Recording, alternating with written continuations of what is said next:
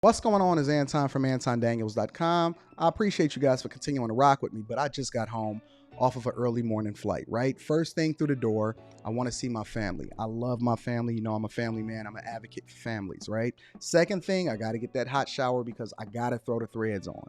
The threads make me feel like $1,000,000, but the third thing through my mind and all throughout the trip is that I got to have that Tate pack.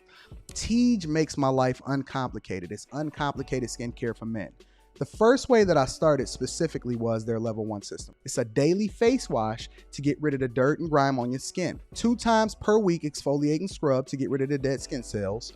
An AM moisturizer with SPF 20 because you should always be protecting your skin from the sun. And a PM moisturizer to help your skin stay hydrated and healthy throughout the night. Here's the thing. My favorite part about Tate Henley is that every box comes with an instruction card that tells you when to use each product, how much to use, and in what order. They really making the process of achieving and maintaining amazing skin for men uncomplicated. In addition to amazing skin, members of Tate Henley get tons of benefits, including at least 20% off the retail price, the ability to customize your box, exclusive monthly deals, you can pause and cancel at any time, and you get free shipping.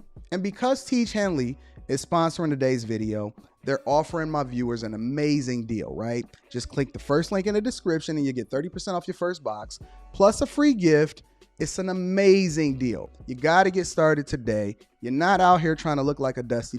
And if you travel as much as I do, which I'm sure most people don't, but you know me, I'm pushing my bag chasers in order to be in the top 5%, top 10%, top 1%. We got to make our lives uncomplicated, and Tate Henley is no better product. You got to look good. You got to smell good. And you can't be looking like a Dusty. Make sure you get started today. Click the link in the description. Get that Tate pack. Feel the Tate, my friends.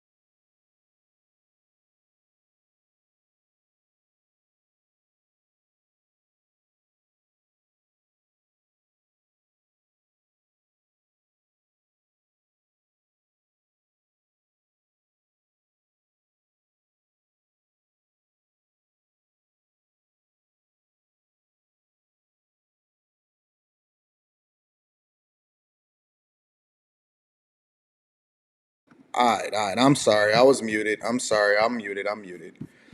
We got it. We got it. I'm sorry. Shout out to Michael Jones for the $20 super chat. Says, good morning, Anton. Happy hump day. I was waiting for you to comment on Jason Whitlock.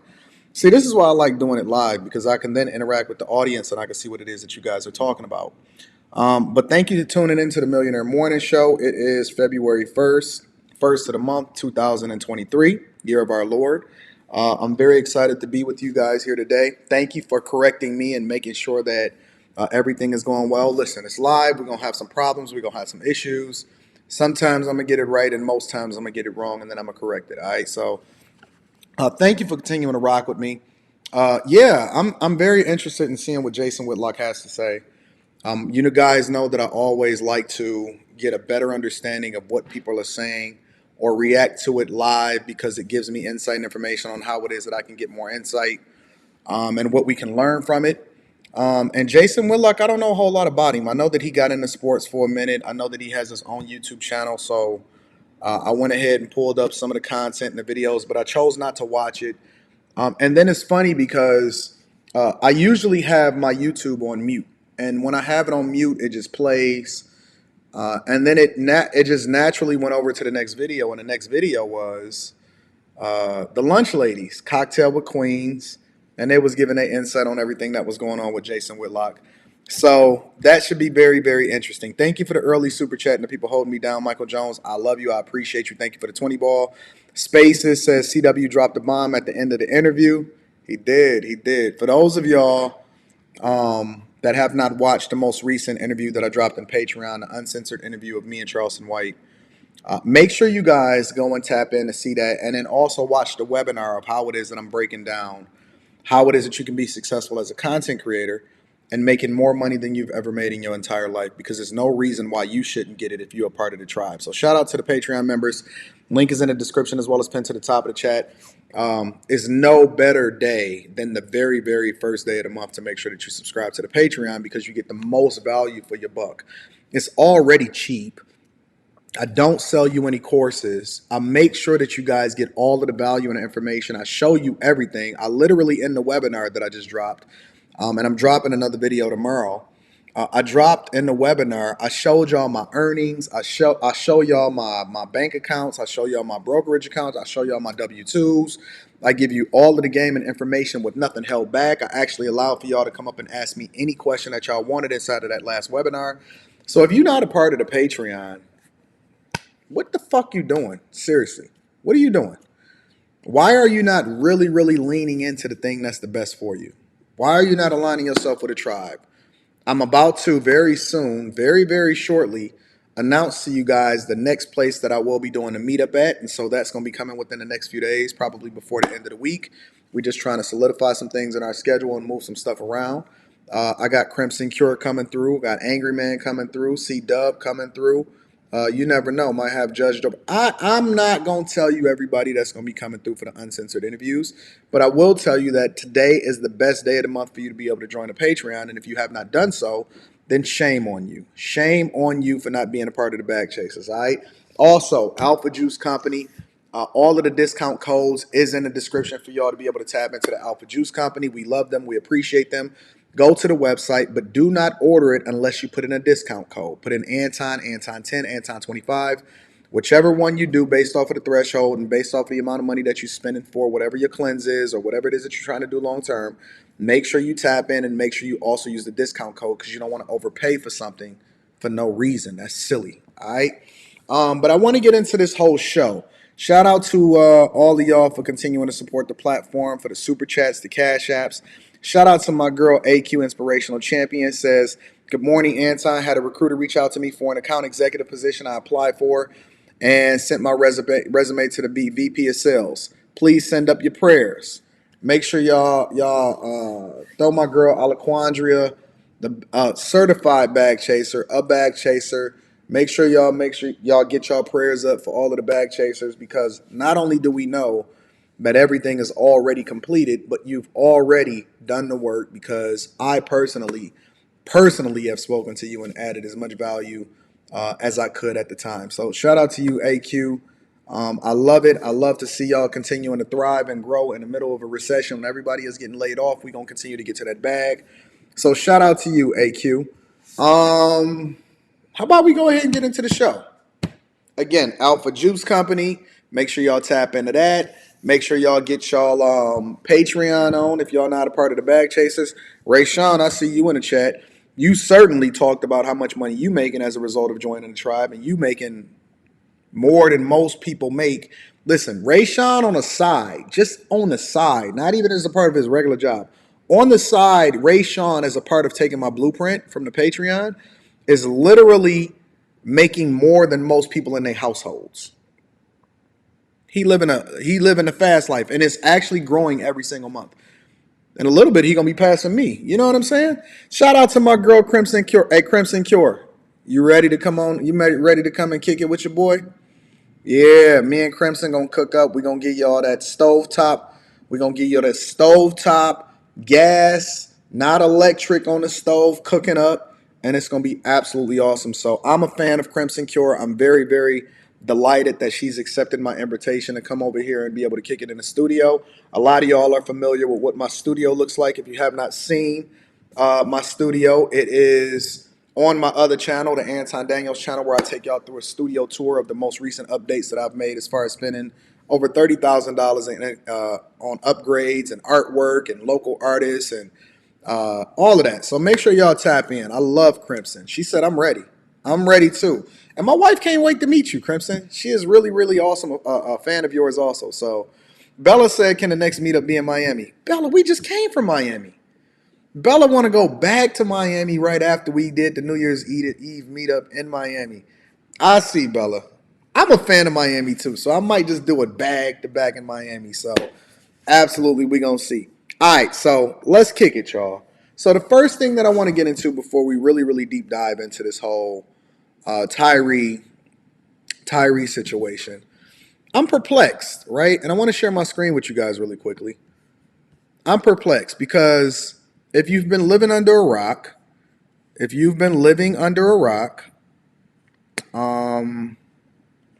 then you wouldn't be familiar with the idea that MrBeast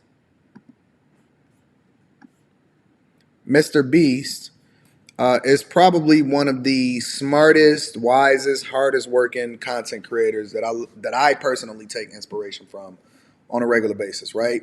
And MrBeast, in his latest video that probably got a gajillion views, recently set out to hire a doctor to cure 1,000 blind people. Now, in this particular video, it's really just a 10-minute procedure, but he spends an egregious amount of money in order to make sure that he gives back to the community, and he always trying to do positive stuff. And I like him. I really do like him. I think that he's a great content creator, and he's awesome. But as usual, like normal, most people are always going to go against and have something to say about the thing that you are doing that is positive, regardless of how positive it is and how many people you affect. Never mind that these 1,000 people is cured of their blindness. Never mind that. The only thing that matters is going after the people that have the most visibility. And I strongly believe in my heart, that is jealousy. That is jealous. How can you not be excited and want to see people prosper and be successful that are doing things that is giving back to the community? How can you not want to see them get richer, because those are the people that are actually utilizing their resources, their platforms, their money for good? But let's go into it. So he had to recently defend himself. Against people, which if it was me, I wouldn't even be responding to it in the first place if I'm him, right? But he had to go in and he had to defend himself against people that were criticizing him as a result of him going in and hiring a doctor to help cure the blindness of 1,000 people, right? And so that's the doctor, and it went in. But then let's go into the whole thing, right? He said, MrBeast, the world's biggest YouTuber, which obviously he's past PewDiePie, responded to online criticism after a video where he paid out of his own pocket for 1,000 people to access eye surgery, sparked criticism among some viewers. YouTuber whose real name is Jimmy Donaldson uploaded the video on January 28th and received 59 million views within 3 days. In the video, it's saying we're curing 1,000 people's blindness as he stood in front of a large crowd. Donaldson said he was arranging for people to get sight restoring cataract surgery and filmed the patient's reaction to seeing clearly again. YouTuber interviewed Jeff Levinson, and half of the blindness in the world is from people who need a 10-minute surgery. So a lot of the things that we see happening in our society at large is as a result of something that could be easily cured, easily taken care of, but we just don't have the heart. We don't have the wherewithal. We don't have the resources. We dependent on the federal government, but we have to start taking it amongst ourselves to cure the problems within our own communities, right? And I talk about this on a regular basis, right? The doctor, I went through and I read a little bit of some other posts, said that when he originally got the call from MrBeast, he thought it was a joke and he was about to hang up on him, right? But basically, subsequent Instagram posts from the nonprofit organization C International, who Donaldson collaborated with on a project, stated that the organization conducted the 1,000 surgeries around the world over a 3-week period for the video. And according to the nonprofit My Vision, cataract surgery costs an average of $3,500 per eye. So let's do a little bit of math, right? $3,500 per eye, which a lot of people really don't understand what other people are going through, and they've lived in this privileged world. But let's just say $3,500, well, let's just say $7,000, right? $7,000 times 1,000 people is basically $7 million. $7 million. $7 million. And this is just a screensaver. Don't worry about it. $7 million basically to cure for 1,000 people, right? Donaldson also gave away various prizes to participants in the video, including briefcases, which he said contained $10,000 each. So he gave them a $7,000 surgery, and he gave them $10,000 each, a Tesla, and a $50,000 check for one recipient to put towards a college fund. Jesus, I didn't even know that he was doing all of that. Let me read that again. That's for a lot of these people, they up here playing the lottery. They need to try to get in touch with MrBeast. He said he gave away various prizes to participants in the video, including briefcases, which contain $10,000 each, a Tesla, a $50,000 check for one recipient to put towards a college fund. Jeez, oh, peas. This guy is better than me. Good grief. The video initially received an overwhelmingly positive and emotional response, but on January 30th, Donaldson tweeted that he did not expect the upload to receive such a large number of views in a short time, receiving messages of support that praised him for his generosity. He said, "I don't think you can watch that video without crying. Hope it inspires more projects like this. We're not going to review the video right here because we got an agenda to keep and we got time to keep because we definitely want to get to Jason Whitlock." But he said as it circulated, some people voiced questions and concerns about the cost and inaccessibility of eye surgery. Most notably, political commentator and Twitch streamer Hassan Piker reacted to Donaldson's video in a January 29th live stream, saying that he watched it and it filled him with rage. It filled him with rage, and then he alluded to the fact that many American citizens cannot afford surgeries due to their high costs or lack of medical insurance. Piker's comments sparked a wider discussion on Twitter, where clips from the stream were reshared amongst users who wrote that they thought people should not be turning to wealthy influencers to fix widespread societal problems. Here's the thing, man, and this is the thing that I really want to emphasize with this whole thing. All right, and then we're going to move on from this.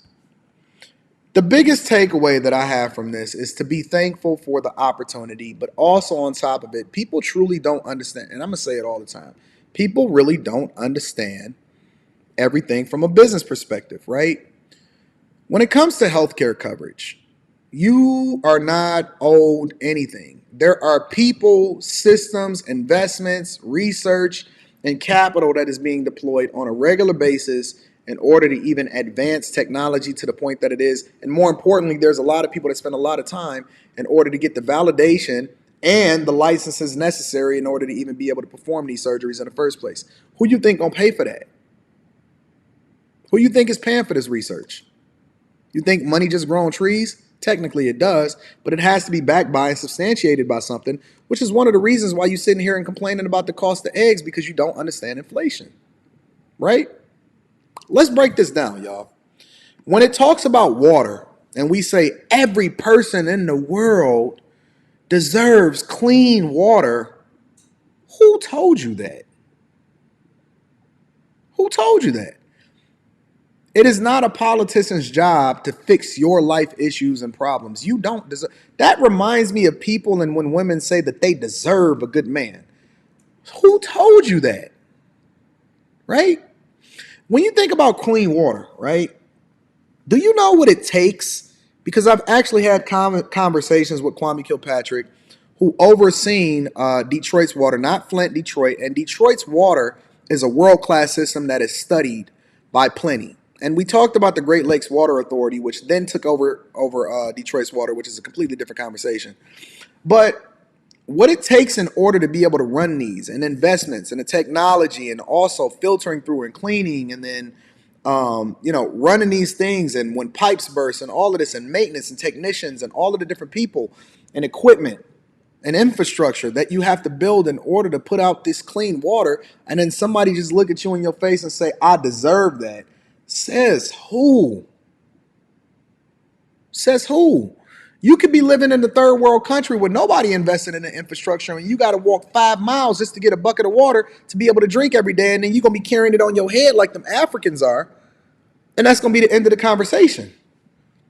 When we talk about the things that we deserve and we move based off of entitlement, nobody owes anybody anything, and I don't see anybody outside of the people that is actually donating their time and their philanthropy, making an investment to the general public in order to pour into them, because the ones that criticize the most are the ones that's the most selfish. Those are the ones that have never donated anything. Those are the ones that then criticize the churches but ain't never paid the tithes and offerings, ain't never ever went on to a person's live stream but will criticize other people for giving super chats.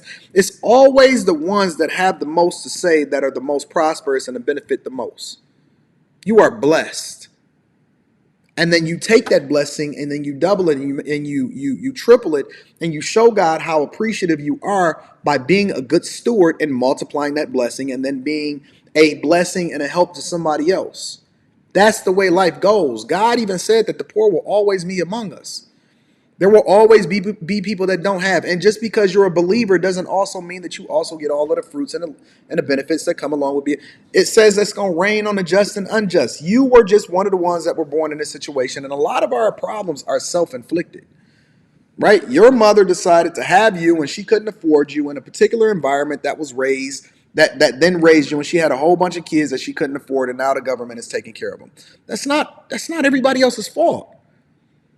We have to get rid of this entitlement thing that's in us, because it is killing us and it is hurting us and is not going to be beneficial to us long term.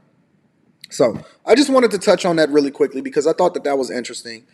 Shout out to MrBeast. I'm sure he'll never see this. However, I am a fan. I have learned a lot from him as far as from a content creation perspective, just from an observation basis. And I think that he's doing great things. And I always am going to highlight and champion and back and give credence and also accolades to the people that are doing great things. So shout out to MrBeast. Also, one more thing before we get into Jason Whitlock. We're going to dive into it right after this. Shout out to all of y'all in the chat. Make sure y'all tap into the Alpha Juice Company. All of the discount codes is in the description.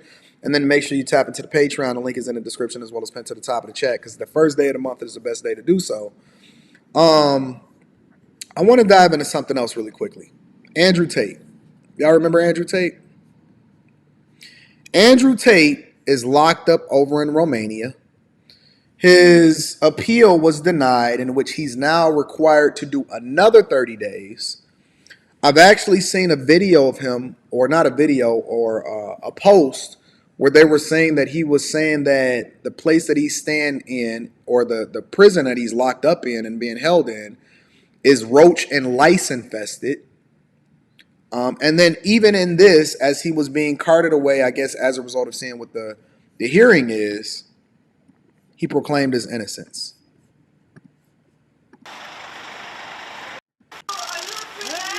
Ask them for evidence, and they will give you none, because it doesn't exist. You will find out the truth of this case soon.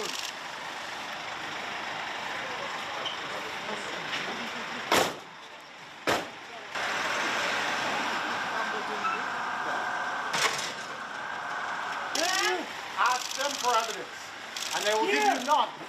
So the thing about it, though, is that as he's being led out, and as him and his brother are being paraded around, I'm curious as to what everybody else thinks. I find it interesting that, and I think the biggest thing that I take away from this whole situation, again, is that it's better to be rich than to be famous, because when you get famous, and if you get too famous, eventually you'll become infamous. There is nowhere that you can go, and it for real, like, there's nowhere that you can go on the face of this earth that you are protected from whatever it is society wants to impose on you. Eventually, and I hate to say this, but if he does not get out of jail and he does not prove his innocence, eventually they will kill his name, because it's much easier to kill your name than it is to kill you. They will kill his name, and then they will remove him from society, and then everybody will forget about him. That's how they do it. They will kill his name, and then eventually they will destroy him. That is usually how it goes. The only difference between what's happening with Andrew Tate and what's happened with leaders in yesteryear is that he's not black. It's the only reason why it's not as big of a deal as it really is to most black people, because black people is used to this. Like, black people are used to their leaders being destroyed and parade it around, and then they sit there and they replace your leaders with people that's not best for you. Nobody is ever going to come for Blueface and all of the latest rappers that's getting indicted and killed and all of this other type of stuff. Nobody is ever going to solve for the problems that we got continuing to fill up the prison industrial complex. Nobody is ever going to solve for the problems that we have when it comes to single motherhood and baby mama drama and everything like that in the family court system.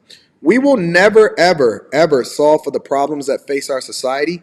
We will, yeah, he's half black, but he's not, like, he doesn't really identify and talk about that aspect of his life, and most people don't see him that way, right? I see what y'all talking about, but the reality is that, listen, when I talk about people that identify and champion black causes and men in a general sense, they will always be under attack. Anything that is best for you in society, they will always make sure that you will see the bottom of a boot eventually. They will give you a little bit, but do not get too high on your horse. And I also think that we've been reprogrammed as a society. Listen, it's worse than we ever thought. And I'm going to tell you why it's worse than we ever thought. Because today, you know what I see more often than not? I don't even see women being the biggest advocates and culprits for what it is that I see was wrong in society. I think it's the men. The men, when I post a video, when I talk about positivity, I did a live stream last night, impromptu, where I jumped on the screen and I talked about how it is that you can be successfully married, and I gave y'all some gems. I ain't give y'all all the gems because I'm overwhelmed with gems, but I sat and gave y'all gems. You know who the ones are, the ones that give me the most slack, that was DMing me this morning and sent me emails not liking what it is that I gave as far as how it is that you can be successfully married? Every single thing about the video was positive. Every single thing about the video was true. Every single thing about the video was conducive to what it is that you can do if you decide that you want to get married. You know who the people that gave me the most slack? You know who the people that give me the most problems? You know who the people that occasionally do a reaction video? You know who the people that cause me problems the most? It's not the women. It's not the women. It's the men. It's the men. It's men that control the systems. It's men that give me the problems and send me the emails. It's men that be having Twitter fingers and be DMing me all the time about what it is that they feel about me and how it is that it's men.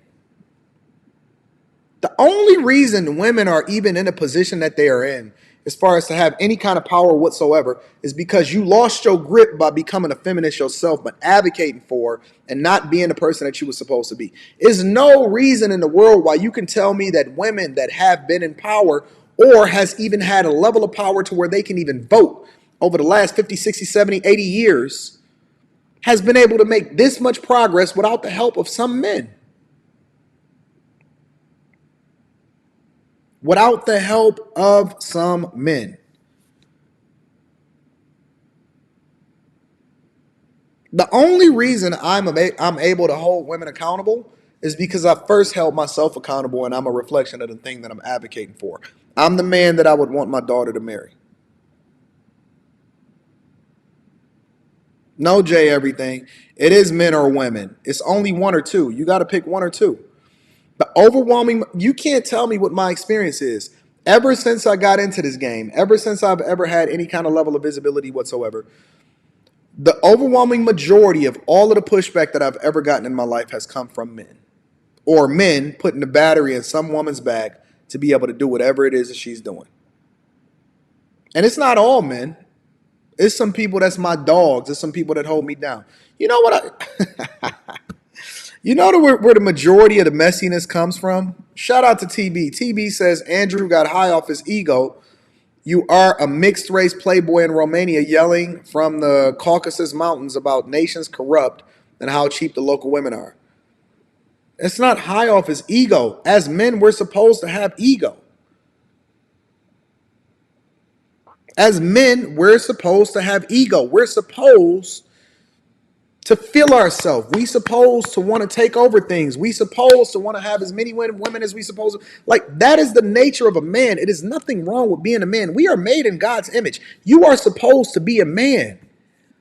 What I see happening with people is that they then start substantiating this feminist talking points by saying that you get high off your ego. I'm supposed to have ego. I'm a man. Are we not supposed to have ego? Do you want a docile man? Do you want a man looking to you for instruction, ladies? When did it become a crime to be a man? When did it become a crime to be a man? It's not women's fault at all. I see you in the chat, Amani. I don't consider myself a part of no sphere. I am a married man. I've been married for almost 19 years, since I was 22 years old. I'm rich as fuck. I got an ego. I'm always going to have it. But more importantly, I spend a majority of my time pouring into people that add value into their life and giving them solutions, not just talking about the problems. But at the same time, I'm an equal accountability holder. So when I see somebody doing something wrong, whether it's a man or a woman, we going to get that smoke. And when I see somebody doing something right, I'm going to give you that credit. I'm the same all the way across the board. I don't consider myself a part of anything. I am me. I'm my own man. I'm my own person. I don't need no crew. The only crew that I need is me, Rita, Leslie, Q, JR, and whoever it is that I do business with in my bag chasers. Everybody else, I don't need no validation. I don't need no crew. I'm my own man. I stand on my own too. But I'm just curious, when did it become toxic to want to do something that is in your nature, such as being a man? Masculinity is not toxic. Because if that's the case, then we'd also have to identify a lot of women and say toxic femininity. Is femininity toxic? No, I want a feminine woman. That don't even make sense. And male ego, according to what some of y'all would define it, I call it just being a man's man. I walk down the street with my chest out and somebody say, Anton, be humble. No, fuck you. I'm not being humble. For who? For you? I don't even know you. Do I owe you some money or something? Why do I have to be humble? Do I owe you some money, fam? Because don't sit here and tell me that I need to be humble. As far as I know, I don't owe nobody nothing. My taxes is paid. I don't owe nobody nothing. Be humble. You be humble. You shut the fuck up and get out of my face while I run you over in my Porsche or my S-Class. I'm not going to sit here and be humble for nobody. I'm going to continue to chase this paper. I'm going to continue to win. I'm going to continue to get this money. I'm going to continue to pour into people. I'm going to continue to add value. And we are not going to operate out of how we feel. We're going to operate out of facts. Leave that bullshit to the side. Stop having these talking points and start learning how to stand on your own 2 feet. Being a man is not a bad thing. Being a woman is not a bad thing. It only becomes great when we start to cross the two and say a man is a woman and a woman is a man. Now everything is all right, right? This is crazy, man. It's crazy. Anyways, make sure y'all tap into the Alpha Juice Company. I want to get into this whole Jason Whitlock situation. Let me see what we got here. Let me pull that up. Let's dive into Jason Whitlock, because Jason Whitlock, according to what everybody is telling me, Jason Whitlock blamed the death of Tyre Nichols and what happened with Memphis cops. And I have not heard it. I am about to play it. And we about to get into it. But apparently Jason Whitlock had a conversation with Tucker Carlson on Fox News, in which he highlighted he gave his opinion that it is to blame single mothers as a result of it. And so, again, I have not seen it. You are going to hear me react to it for the first time. I encourage you guys, get a like for the What the heck is going on with the likes? Did I miss something? Is there something wrong with the likes? Why is it so many people in here, but the likes are so anemic? Did I miss something? Was y'all all going over to subscribe to the Patreon and then you forgot to hit a like for the YouTube app? Because if that's the case, was you going to order your Alpha Juice Company to get your discount code on? Because if that's the case, then I can understand why the likes are so anemic. But what the heck is happening with the likes right now? Did I miss something? Do y'all not like something that I'm saying? Is it not true? Come on, man. A like is free. What is wrong with y'all? Jesus Christ. Let me get into this Jason Whitlock situation while y'all get the likes up. And we're going to continue to kick it. All right, let me find the video. Let me see what we're talking about. And then we're going to get into the lunch ladies. For y'all that's been here before, y'all know what the lunch ladies are. Let me get into this. Jason Whitlock. All right, let me play this video. Everyone's behaving inappropriately, including these 5 Memphis police officers. It's an open and shut case. The camera from above captures the police doing something totally illegal. The second-degree murder charges are warranted. This is going to be a revisitation of the Walter Scott, the guy that got shot on camera by a cop in the back. He got convicted, went to prison. It's an open and shut case. This is too. I don't get what people are protesting about. These are. Well, let me give a little bit of insight before we start to deep dive into this. Because in the first part of the video, based off of what I'm seeing him communicating to Tucker Carlson, he's right. It is an open and shut case, in my opinion. As far as the people that are being convicted, obviously they murdered the guy. It looks as though they had something personal against him. It's very stupid for the other people, whoever it is that were participating in this, to get convicted as a result of it, as a result of their actions, and they're participating in the murdering of Tyre Nichols, simply because that wasn't their business. They should have never got into whatever it is that's happening personal between them. And now they're going to jail forever as a result of it, and it's unfortunate, right? It's a lot of fallout. I don't understand the point of protests, but I understand why people protest. And the reason why people protest is, according to what I'm hearing from other people, is to get more visibility into a subject or a situation that otherwise wouldn't be getting coverage, right? If it wasn't a hot story, then they wouldn't be picking it up on the news. So protesting is supposed to bring about change, but I don't think that it does what it's supposed to do or what people think it's supposed to do in 2023. So as of right now, I don't necessarily see anything crazy about what it is that he's saying. So I am trying to hear, I guess at some point he's going to say what it is that he feels about single mothers. Black officers, the victim is black, the police chief is black. The police have been fired and charged, and they will be convicted, I would assume, by a predominantly black jury in a city that's 65% black. So the system is going to work here. What the other system that's working is the corporate media's insistence on promoting racial division at the behest, in my view, of the military-industrial complex. They want us all looking at this and not looking at what they're doing in Ukraine. No. Okay, I think that it's important to look at both. And the reason why I think that it's important, and this is where we differ a little bit. The reason why it's important to look at both is because you need to take care of home first, right? It's a lot of issues that's happening in the United States of America. As a matter of fact, this killing was so bad, and I encourage people not to watch the video. It was so bad that it bothered me, right? And I don't believe that it's necessary for you to ignore one in order to substantiate the other, right? What is happening at home, and if you have a bunch of rogue cops that is operating in a system that's enabling them to be able to do this to people and then kill somebody, then that's an issue, and that's something that we need to address. More importantly, I think it's more important for us to address what's happening within our own communities and what's happening within our own people before we can start to look outside at according to what's happening abroad. Doesn't mean that what's going on in Ukraine and all of that is not important. But let me tell you something. I know people that's starving right now. I know people that's in jail falsely accused for something that they didn't do right now, right?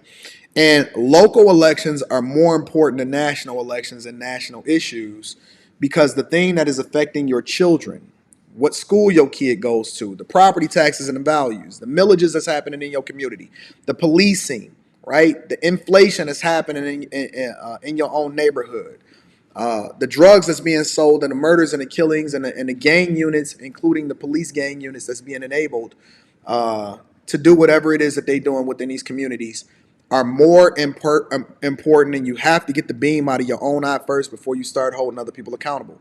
I think that this is more important than the George Floyd situation, because it highlights how we've largely ignored what's been happening in our own communities, and we've been pointing outside instead of looking in the mirror. This right here is a very important issue because this allows for us to actually look in the mirror and hold ourselves accountable for one of the first times. We can't say it's a white issue. We can't say it's a government issue. We can't say anything other than saying that this is a black issue. This is a community issue. This is a cultural issue that we then need to address so that it won't happen again, or it will happen less frequently, or that we'll have things in place to hopefully catch it and be proactive instead of allowing for it to continue to happen over and over again. And all y'all doing is walking outside with a bunch of signs that you went and got some crayons from your local Walmart from so that you can go out and act like you're doing something and you're protesting so you can get on social media and make yourself look good and get some likes. This is very important, very, very important for us to pay attention to because we're stronger together than we are apart. And if the very ones that's supposed to be policing you take their power and they use it for negativity in order to get back at you, because again, this looks personal to me, then this is absolutely positively a very important thing that we need to be paying attention to. And two things can be true at the same time. You can be paying attention to what's going on in Ukraine, but whenever I see people and I see an opportunity for us to then hold ourselves accountable, because at the point that you then hold yourself accountable is the way in which you really empower yourselves. You don't get empowerment by begging other people in order to be able to help you. You don't get empowerment by going outside and asking for help and asking them to throw money at the issue. That's not how you fix a situation in your community, right? You get empowered by then holding the people that you're supposed to, by being your brother's keeper. I'll be damned if I let the whole Shanquella Robinson situation go away.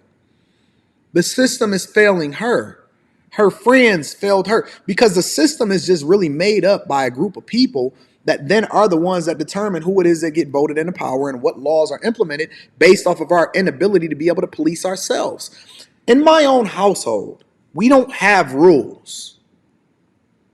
I don't have a rule for my daughter at what time does she go to bed, what time she's supposed to be in the house. She's 14 years old. You know why I don't have rules? Because I've largely taught her early in her life that rules are for people that can't control themselves or need to be governed. If you can't get into bed and wake up at a decent time in order to make sure that you get enough sleep and be able to do what you're supposed to do, then I'm going to have to give you a bedtime. As a result, she's always been able to govern herself accordingly, which has prevented her from having to get rules placed down on her and me to have to overbear and pay attention to what it is that she's doing. Because I nipped it in the bud and I proactively solved for the situation. And so what you see happening in these communities are rules being implemented because we can't control and police ourselves. And at some point, we're going to have to hold ourselves accountable in order to start getting change done in our communities, because you cannot solve for a problem by looking outside and trying to get other people to get things to implement more systems and more rules and more problems and more trouble in order to solve for a situation. So although I don't necessarily disagree with his hard takes so far, at the same time, I think that he don't really understand what it is that he's communicating, because it's not just the system that we need to depend on, it's ourselves. Let's continue. They drag America and the world into World War III. This is a distraction, in my opinion. CNN hyped this video like they were hyping the Super Bowl. And there's really only 60 seconds of relevant content.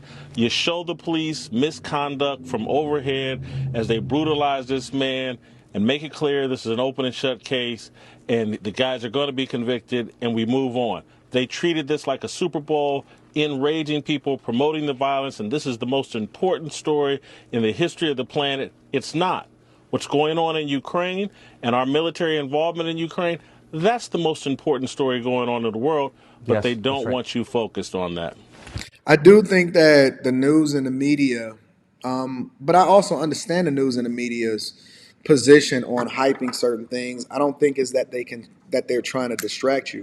I think that they understand the thing that's the hot story and what's going to generate the most revenue as a result of getting their ratings up, right? If you can get a hot story, again, because it's the media, it's the same thing that we do. Listen, I'm not going to do the most boring story just for the sake of doing a story on my YouTube channel, okay? I'm going to do the story that I can get the most out of, that's going to be the most entertaining, and then I'm going to give you the medicine within the candy. It is the media's objective as soon as you introduce advertising and money into the media, whether it's CNN or Fox News or MSNBC, and you could just go all the way down the line. It's the objective of them in order to get the most viewers at the time so that they can have the most revenue as a result of their advertisers paying them for the eyeballs that's getting on their products. That's just the truth. That is such a good point. And you would, I mean, you've been in the news business all your life, 35 years or something. I felt guilty putting that video on the screen, not because I was on anyone's side. I felt obviously bad about it. It was horrible. Cap. Now listen, I like Tucker and I like his takes, and I know that Tucker is a wildly popular conservative pundit that be on Fox News and so on and so forth. But come on, man. You got to be able to read the body language. I do not believe even for 1 second that Tucker Carlson felt bad about putting something up there that was going to get him more ratings and get him popping. Come on, man. Listen, just because I'm more conservative or I voted Republican in the last election does not mean that I cannot see through the BS, because he is a part of the same system that is selling advertising and is also having this conversation with Jason Whitlock because it gets more eyeballs during the times that people want to hear about this type of content. It's just a fact. Like I'm not at all, not even a little bit confused about what the heck is going on here. And you're not gonna bamboozle me. Shout out to Bella. Bella says Anton is rumored that the motive for the killing was that he was messing around with one of the cops' baby mamas. Tragic. Yeah, I was having a conversation with Q about that on Monday. I heard that was one of the rumors that some chick he worked at FedEx and some chick worked at FedEx, and he was busting down that big old dude's baby mama, and he felt a certain type of way about it, and so this was the incentive behind it. That's messed up if that's true. I haven't substantiated that yet. I'm still buying it through all of my context, but I haven't substantiated that yet. Thank you, Bella. Also, let me highlight Real Bravado Network says, you are bringing major heat and smoke. Stop begging others for help and stop asking those that commit offenses against black folks to stop. We need to be accountable for how people treat us. We have more control over that than what we think. And we have to have a level of pride amongst ourselves and how it is that we treat ourselves, how we treat our daughters, how we treat our mothers, how we treat our brothers, how we treat our sisters. And when I say our brothers and our sisters, I'm not talking about the people that are related to you. I'm talking about the people that may or may not have contact with you based off of their humanity. Shout out to the Real Bravado Network for the 50 ball. He said, Anton, I got your back. I'm sending a 50 ball to support the platform today. He said, Anton, I'm sending a 50 ball to support the platform today. Thank you, Real Bravado Network. I appreciate you for rocking with me, my dog. You are absolutely, positively, 100% appreciated, my friend. Thank you to everybody that hold down with the Super Chats and the Cash Apps. I love y'all. I absolutely do love y'all. Thank you. But because you don't want to put ugly things on TV and inflame passions. You want people to be reasonable and think things through and reach wise decisions. Why would news organizations, I mean, they really want to make people enraged. Come on, Tucker. Come on, man. Come on, man. We're going to have to be real. We're going to have to be real. We know that passion inspires watchers and viewers, and we know that what it is, and you enrage people and you put a battery in their back, they're going to be some of the most loyal people to you. Come on, man. We're not going for that. We're not going for it.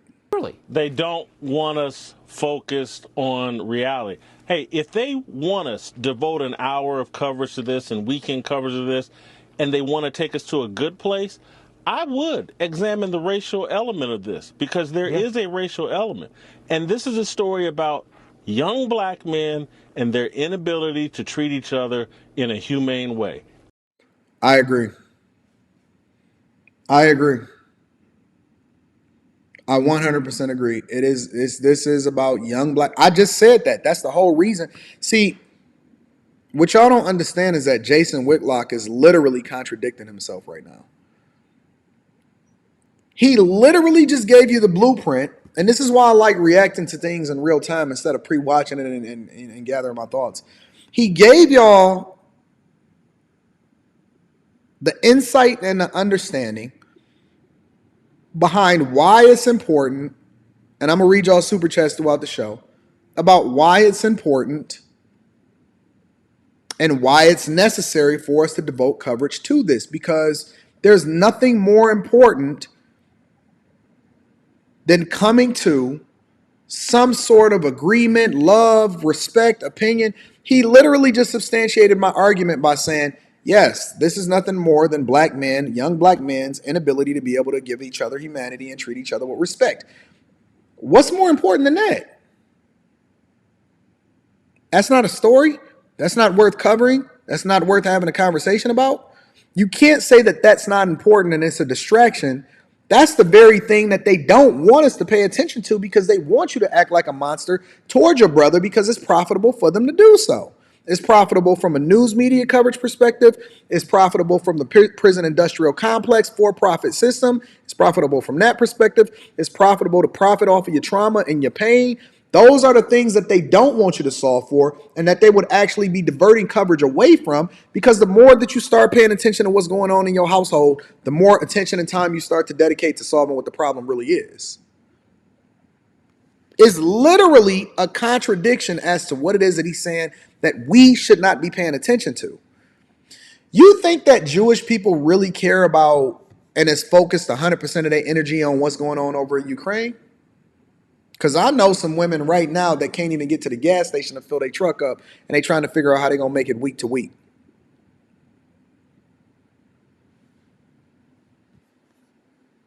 Everybody involved in this on the street level was either 24 to 32 years old.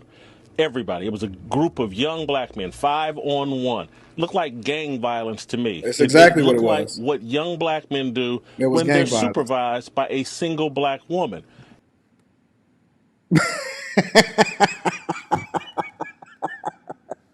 You lost me there, bruh.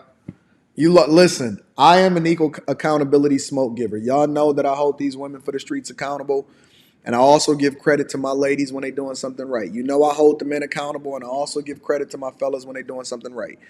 You can't sit here and tell me your inability to be able to police whether or not you're going to kill a young man is being determined by whether or not your supervisor was a single black woman. You're not ever going to sell me on the idea that my ability to determine life and death and whether or not I'm going to kill a man out of jealousy or I have a personal issue with him is going to be determined for whether or not my supervisor was a single black woman. You're not ever going to. You can't say the system is working exactly how it's supposed to work, but then at the same time says that our inability to be able to police ourselves, while also diverting attention from our inability to be able to police ourselves in order to focus more on things that's happening abroad, it's a talking point. I don't necessarily disagree with a lot of sense, but you're not in 100 million years. You're never going to convince me that I can't control whether or not I determine whether or not that man lives or dies based off of the fact that my supervisor is a single woman, a single black woman, a single black mother. That's insane. As much as I love to hold women accountable, that is quite possibly one of the most insane takes that I've ever heard Jason Whitlock ever say. And I am not here to substantiate or make people feel good. I'm not here in order to be on anybody's team. I got my own thoughts. I got my own tribe, and I got my own Patreon. Make sure y'all tap into the Patreon. Link is in the description as well as pinned to the top of the chat. You're not going to sit here and tell me that because a woman is the supervisor that I can't control myself from kicking this dude in the head and stomping him out and beating him with a baton. That's insane. Come on, man. Come on, man. We're going to have to divest ourselves from this mindset because this is the most foolish thing that I've heard Jason Whitlock personally say. And I don't necessarily agree with a lot of the talking points with Jason Whitlock because I think that he be on point most times. But I don't even see how you can conflate the two. What does this have to do with a single woman being, a single mother being a supervisor? Maybe I'm off. Maybe I'm off. You're telling me that a woman being their supervisor is the reason why these dudes stomped this man in, beat him in the head, never mind the personal vendetta that they probably had against him. Never mind that this man was calling out for his mama. Never mind the fact that we don't have any kind of empathy or anything like that towards each other in a general sense. These dudes were moving around and their inability to even be able to hold each other accountable can be blamed on a female supervisor? Is that what y'all telling me? Is this what y'all selling me on? Is this what y'all selling me on? All right. Let me see the rest of the video. Y'all crazy. Y'all crazy. Y'all are insane. And that's what they got going on in the Memphis Police Department. They've elected some or put some black woman in charge of the police force. And we're getting the same kind of chaos and disunity and violence that we see in a lot of these cities that are run by single mothers. If we want to discuss the breakdown of family. First of all, I know I see he's going into the breakdown of family. I'm going to see what he says. But you're not going to convince me to conflate the two. You're not going to convince me to conflate the two. You're not going to sell me. Connie, I hear you. I'm going to let the video play, but that's crazy. All right. I'm going to let the whole video play, and then I'm going to come back and break it down. Matter of fact, I'm going to rewind it, and I'm going to let the whole context come out, and then I'm going to come back and break it down, because maybe it's something that I'm missing. I'm open to the possibility that I'm wrong. I am going to let the whole video play. I'm going to back it up to where he started bringing it into the whole single mother thing, and then I'm going to let the whole thing play, and then I'm going to continue. I'm going to break it down. Everybody involved in this on the street level was either 24 to 32 years old. Everybody. It was a group of young black men, 5-on-1. Looked like gang violence to me. It looked like what young black men do when they're supervised by a single black woman. And that's what they got going on in the Memphis Police Department. They've elected some or put some black woman in charge of the police force. And we're getting the same kind of chaos and disunity and violence that we see in a lot of these cities that are run by single mothers. If we want to discuss the breakdown of family that leads to disrespect for authority, that causes you to resist the police and run from the police and not comply with the police because you resist authority at all time, because there was no male authority in your home. I'm sorry. I'm going to let the whole video play. I'm going to rewind it, and I'm going to let the whole video play. That man ran because he was being assaulted. He was scared. That ain't have nothing to do with resistance. If y'all listen, I'm not going to encourage y'all to go back and watch the video. Ain't nothing that's being communicated right now is a reflection of what it is that I seen in that video. That dude was calling for his mama. They was beating his ass the minute that they pulled him out the car. They probably would have did even worse if they'd have kept doing whatever it is that they was doing in traffic. Did y'all see the video? So you telling me that dude shouldn't have... Flight, get the fuck up out of there? The only reason he probably lived as long as he did is because he didn't get out of there. He ran. Are y'all crazy? Did y'all not see the same video? So the dude was just dog. They had him cuffed when they finally even got to him. It was no... Oh my God. Jesus Christ. Y'all are nuts. Y'all are absolutely nuts. Okay. All right. I'm going to rewind it. I'm going to play it in its entirety. I'm just saying. Listen. I'm going to rewind it. I'm not going to say nothing. I'm just going to listen, and I'm going to just observe it. Because there is a racial element. And this is a story about young black men and their inability to treat each other in a humane way. Everybody involved in this on the street level was either 24 to 32 years old. Everybody. It was a group of young black men, 5-on-1. Looked like gang violence to me. It looked like what young black men do when they're supervised by a single black woman. And that's what they got going on in the Memphis Police Department. They've elected some or put some black woman in charge of the police force. And we're getting the same kind of chaos and disunity and violence that we see in a lot of these cities that are run by single mothers. I'm going to read Super Chats shortly. I got to play the rest of this video. I'm going to read the Super Chats, and then I'm going to break it down.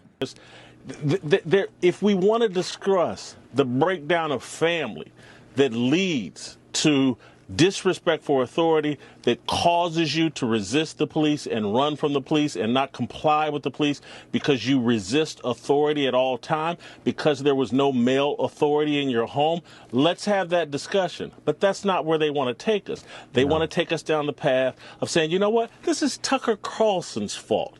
This is some random this is Donald Trump's fault. It's not. It's the breakdown of family and the buying in to all these left-wing things that have nothing to do with promoting family. You've been on the show so many times, and every single time you say something I never would have thought of, including what you just said, and I appreciate it. Jason Whitlock. And you never would have actually, and you don't even agree. Tucker Carlson wouldn't even agree to that bullshit. Tucker Carlson would not even agree to that bullshit. Nobody in not one person, not a soul, not a whisper. You know how they got that meme where it says nobody and then somebody do something crazy? I don't see one person. Let me read the super chats and then we're going to get into it because I got to get my thoughts out on this. Whoo! Shout out to Dylan says, will you be covering the Stephen and Aisha Curry controversy about them opposing a land development deal for low-income housing in the neighborhood? I was just curious about your perspective. Maybe that's the show that we're going to talk about tomorrow. Thank you for the super chat, and I think that I might be covering that tomorrow. Okay, I'll break that down tomorrow for sure. AP1804 says, hey, Anton, what's good, bro? You're amazing. Thank you, AP, and I appreciate you for the 2-ball. Truth Seeker with the 10-ball says, as crazy as it sounds on the surface, we can usually tell when we're dealing with a female-raised male. Highly emotional, no self-composure, easily violent when they gave advantage. He's not far off. Has nothing to do with that man not having his life right now. Levi Apparel says, and nobody even knows whose mother is who. Y'all don't know. So, okay. So y'all telling me y'all went through and y'all researched every cop to understand, every cop and the dude that ran, to understand whether or not a father was in their life. Is that what y'all telling me? Are y'all sitting here and telling me that y'all went through and y'all researched every cop that got fired, all of the EMTs and every single person to better understand whether or not they was raised by single mothers or not? Let me finish these super chats because y'all driving me off a fucking cliff right now. Levi Apparel says the governor moving a new token, housing crisis, low stock, all these come up for the poor. We keep being distracted until the opportunity is gone. Thank you, Levi Apparel. I appreciate you for holding me down. Also, Dwayne Brown. You know what I'm going to do? Y'all know what I'm going to do? I'm about to open up. I want some. Have your camera on. Good lighting. Camera, good lighting. I'm going to drop a link in the description for y'all to be able to cam up. Dwayne Brown says, newsflash, Whitlock. Being from Memphis, we had these problems with the last 2 police commanders in charge. Shout out to Dwayne Brown. Nurse Fancy says, get y'all cameras on because I want y'all to tell me where I'm wrong at. Don't forget you still a baby mama, could be a black man, could be you. Shout out to Nurse Fancy with the 20 ball. I love you, Nurse. Shout out to Nurse Fancy is in the building. We rocking with you. Pastry Chef says, I love New York, but these kids' behaviors after school are repulsive, and who's raising these children? No respect for authority at all. And I'm ashamed of our culture. I agree with that. Connie Harris says, that's not the entire video. Jason literally talked about how scared Tyre looked. You need to find the full segment. This was on Jason Whitlock's channel. Okay, let me do a little bit of research. I'm going to do a little bit of research. In a minute, and thank you for the 5-ball, Connie. I appreciate you.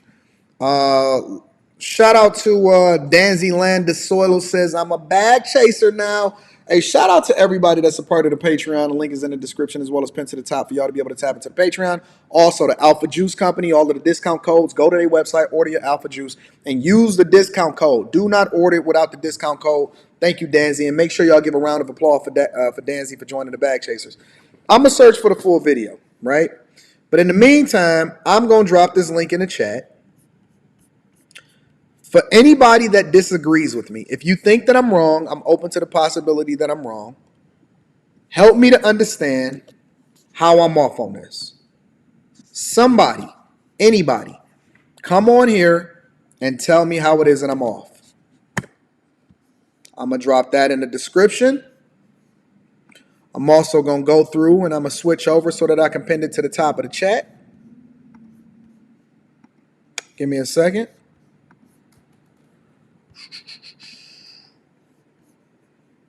I have enabled. Why is it saying I'm offline? Oh, no, that's not right. I have enabled for y'all to be able to come up and help me to understand where I'm off at.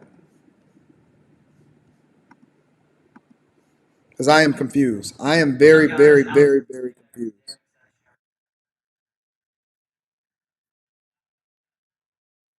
Give me a second. I am very confused. So I pinned the link for y'all to be able to come up here and to help me to understand. Because I know who y'all are. I know y'all not going to come up here and tell me anything. Y'all don't want to be able to substantiate your argument. And so help me to understand where I'm off at. All right? Because I don't see it. I genuinely do not see it. This is literally the video that was on Jason Whitlock's channel in its entirety. I'm about to look it up. Jason Whitlock, Tucker Carlson, Memphis. I'm going in.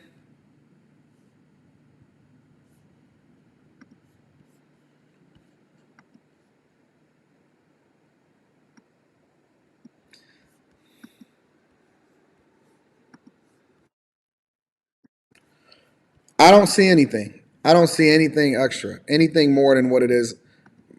Maybe it's a clip that I'm missing. All right. Hold on, let me see if I can find it. I don't see a longer clip.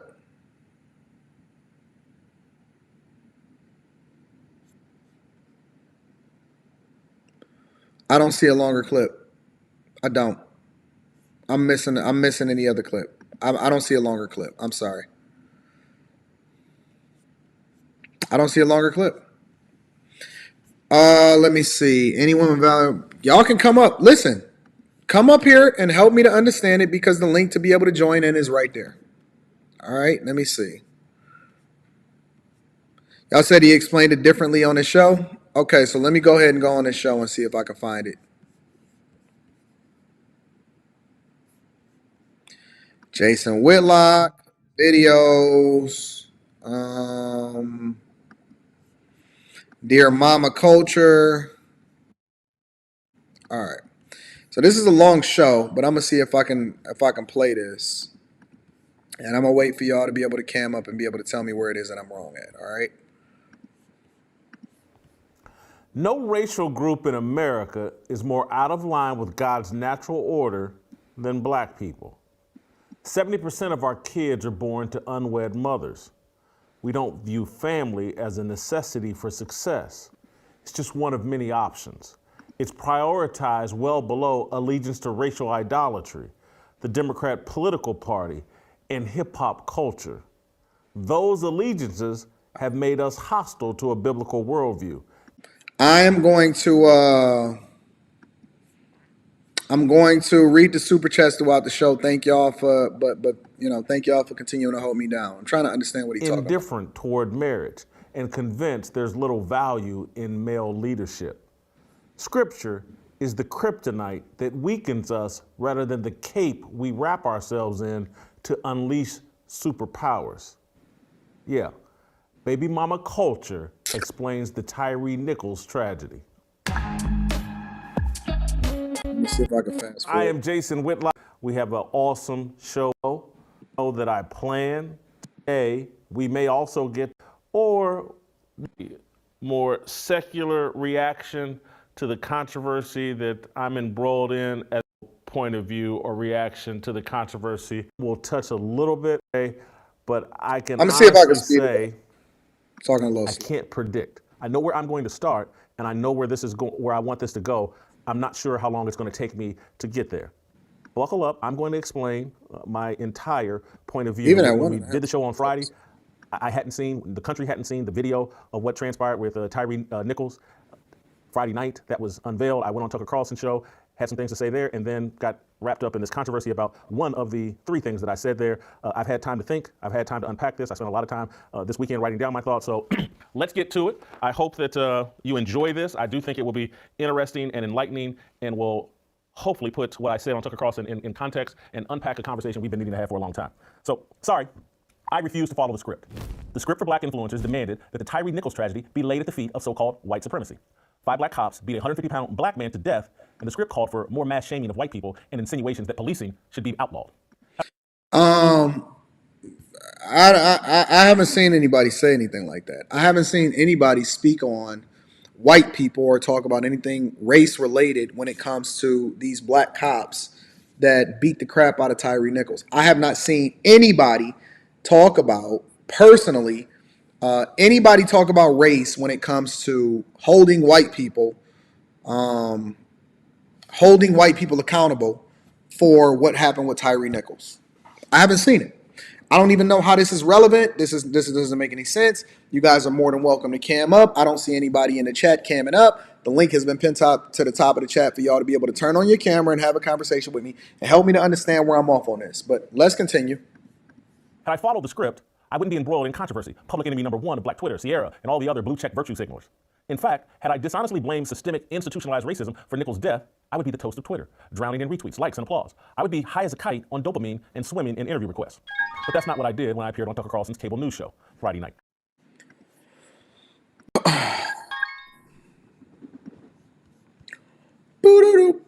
All right, let me get some people up here.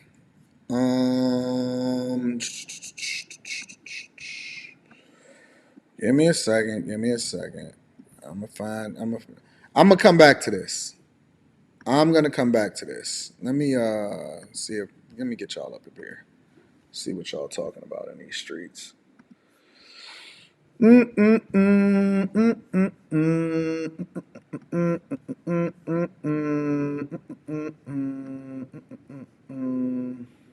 Here, let's go this way.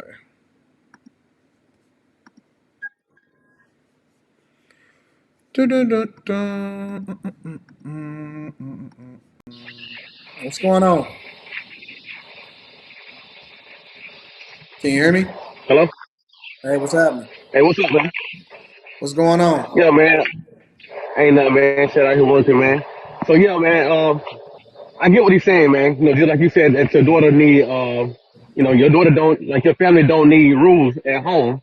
Clearly, those men needed rules at home, which got these guys in the position that they're in. And when they were talking about the black woman, I mean, the single woman in the precinct or whatever, looking over those men, man, what woman you know, man, that they can look over a whole bunch of men.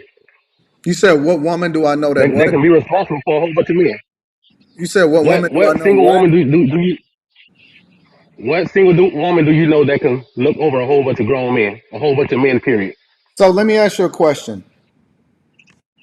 What does that have to do with your ability to be able to determine whether or not you should kill a man or not? I mean, some guys don't have that discipline, man. Just like you said, Then you shouldn't be a police officer. What are we talking that's an about? American problem. No. You're not going to put the blame at the feet of a supervisor and your inability to be able to determine whether or not somebody lives or dies. Right. What are we talking about? What does that have to do with this? What does that have to do with a single mother supervisor? Well, I don't think he should have reworded that, man. But I get what he was saying. No. He worded it exactly how he was supposed to word it. Listen, right. The day that I blame a woman for whatever it is that's going on with my life, I am a bitch ass nigga and I'm weak as hell. Hey, man, like I say, some of them guys needed some rules at the house, man. And it started. Wait. So you know for a fact that all of these dudes, these police officers, was raised by single mothers. I don't. So what are you talking about? I don't know, man. So what are you talking about? I guess I don't, man, on that one. How can you agree with something that you don't know? I guess we don't know anything about these guys, man. You know, all I'm saying is I'm going by what the guy is saying. If we don't know anything about these guys, then how do we blame it on single mothers? I mean, clearly we have a problem with single mothers. No, I that mean, has y'all, nothing you to do guys, with that. That has nothing to do with this. If you don't know these guys and you don't know their background and you don't know where they come from or anything like that, how does that have anything to do with single mothers? you're right, man. You're right. Clearly, I mean, you guys talk about this stuff on Lapeef, on the Lapeef channel. I mean, we have a problem with single mothers and guys not being accountable for themselves.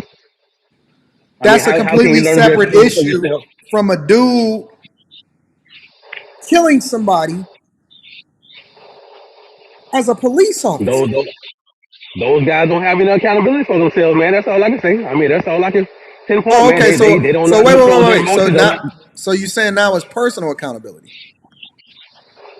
I mean, I guess it all boils down to personal. You know what I'm saying? Those guys didn't know how to control themselves, their emotions, to even know how to, to even, hey man, this might be a little wrong here. Let me back up. And you got, you got a black single woman over the precinct. That ain't These got guys, no no no no no no yeah, no no no no no no no no no no no no no no. That don't have nothing. Okay, I was just no trying no to, no I was no just no trying no to, no no no trying to no no tie no it no all no in no no together. no no no no. Who was the police supervisor over the officer that wound up killing George Floyd? I don't know. I didn't go there. I didn't Wait, look at that. that's not meaningful to y'all. Who was the police supervisor over the officers that wound up killing Malice Green? I don't know. I couldn't tell you. Wait, that's not relevant in all police killings. I don't know about that much, man. About them other cases. I'm talking about specifically uh, what's going on with this little case that we're talking about here, man. Those guys, those men. We talking about accountability, right? How do you People know holding that? themselves How to do you know accountability. for a fact? How do you know for a fact that the woman that is a supervisor at the precinct is a single mother? How do you know that? I don't know, but I'm going by what he's talking about. I don't know anything about those guys, that woman, but I'm going on what he's talking about. Just out of I'll say maybe she is a single mother. I'm going off maybe she is. You can't Maybe those guys didn't assume have. and then hold women accountable based off of an assumption. Well, I'm just going off the show, man. I'm just going off what this guy's talking about. Off the possibility. Off the possibility that she's a single mother, and the possibility that those guys had a single mother at home. I mean, I'm just going based off the show, my brother. All right, I appreciate you, big dog. Thank you for coming on the platform. Ain't no thing, man. I definitely appreciate you, man, for all the knowledge you give, man. Absolutely, bro. Yes, sir. Uh, let's go around the round table. I'm gonna add y'all as y'all come in. I got y'all. Be patient with Anton from AntonDaniels.com today. Tone, you up there looking like you just got done smoking that pack, that loud pack. Let me try Allie. What's up, Allie? Hey, how you doing? How you doing, love? Good. This is my first time doing this, but I had to say something because I'm listening to you. I'm like, dude, um, single mothers have nothing to do with the situation. It's like saying this. The people that died at the World Trade Center, you can blame the education that led them to working at the World Trade Center, has nothing to do with the plane going in and killing all them people. So it's Agreed. like, you know what I mean? It's like you can't compare, not you, but I'm saying the people that say it has something to do with the single motherhood. And we got a lot of issues in the Black community, but you can't compare something like this where a guy is getting chased and beaten to a pulp and crying out for his mother. He's like, dude, like he didn't do anything wrong. They didn't stop him properly. They didn't ask to see his license. It seemed like a big gang setup. So for that guy, I don't know his name, but for that guy to say, let's blame it on the single motherhood, and it's a lot. We got a lot of issues with with us. We got a lot of issues, but it has nothing to do with this. And like I said, with the other thing that I mentioned with the World Trade Center, you can't blame the people that died and say, hey, they would have never died if they never had this college education and went to this training to work at the top level. Like, dude, they fucking died. Let's I not agree. blame the fact that they went to this college and they got this degree and they worked at like, I don't know. I'm just like all over the place, but I don't think that's right for that guy to say something like that. So I agree. I see him in the chat. So, Jason, you're more than welcome to come on the platform. The link is in the chat, and I will tell you directly to your face exactly why you're wrong. I will help you I will explain it to you. I will give you the game, and I will absolutely positively have a conversation with you to help you to understand why you're wrong, why you was wrong on Tucker Carlson, why you was wrong on your own show, and why you're wrong today on February 1st, 2023. I'm going to help you to understand why you're wrong. So I'll wait. Thank you, Allie. Thank you. All right. I'll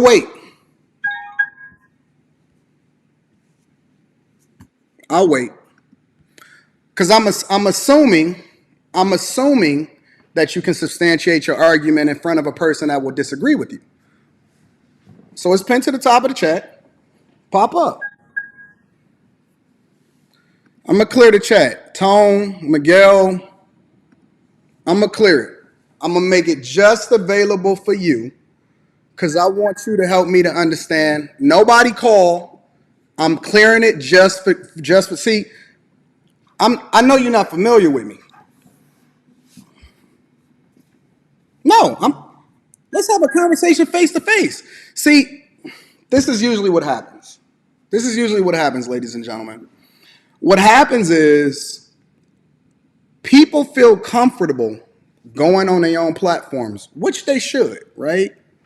People also feel comfortable talking to people that agree with them. And so as a result, you're not going to get no pushback against Tucker Carlson because you feel comfortable with him. You're not going to get no pushback on Twitter because you can hide behind your own show and stuff. And it's interesting because I largely agree with you on a lot of things, but I absolutely positively know that you cannot hold single mothers accountable for what it is that happened to Tyre Nichols.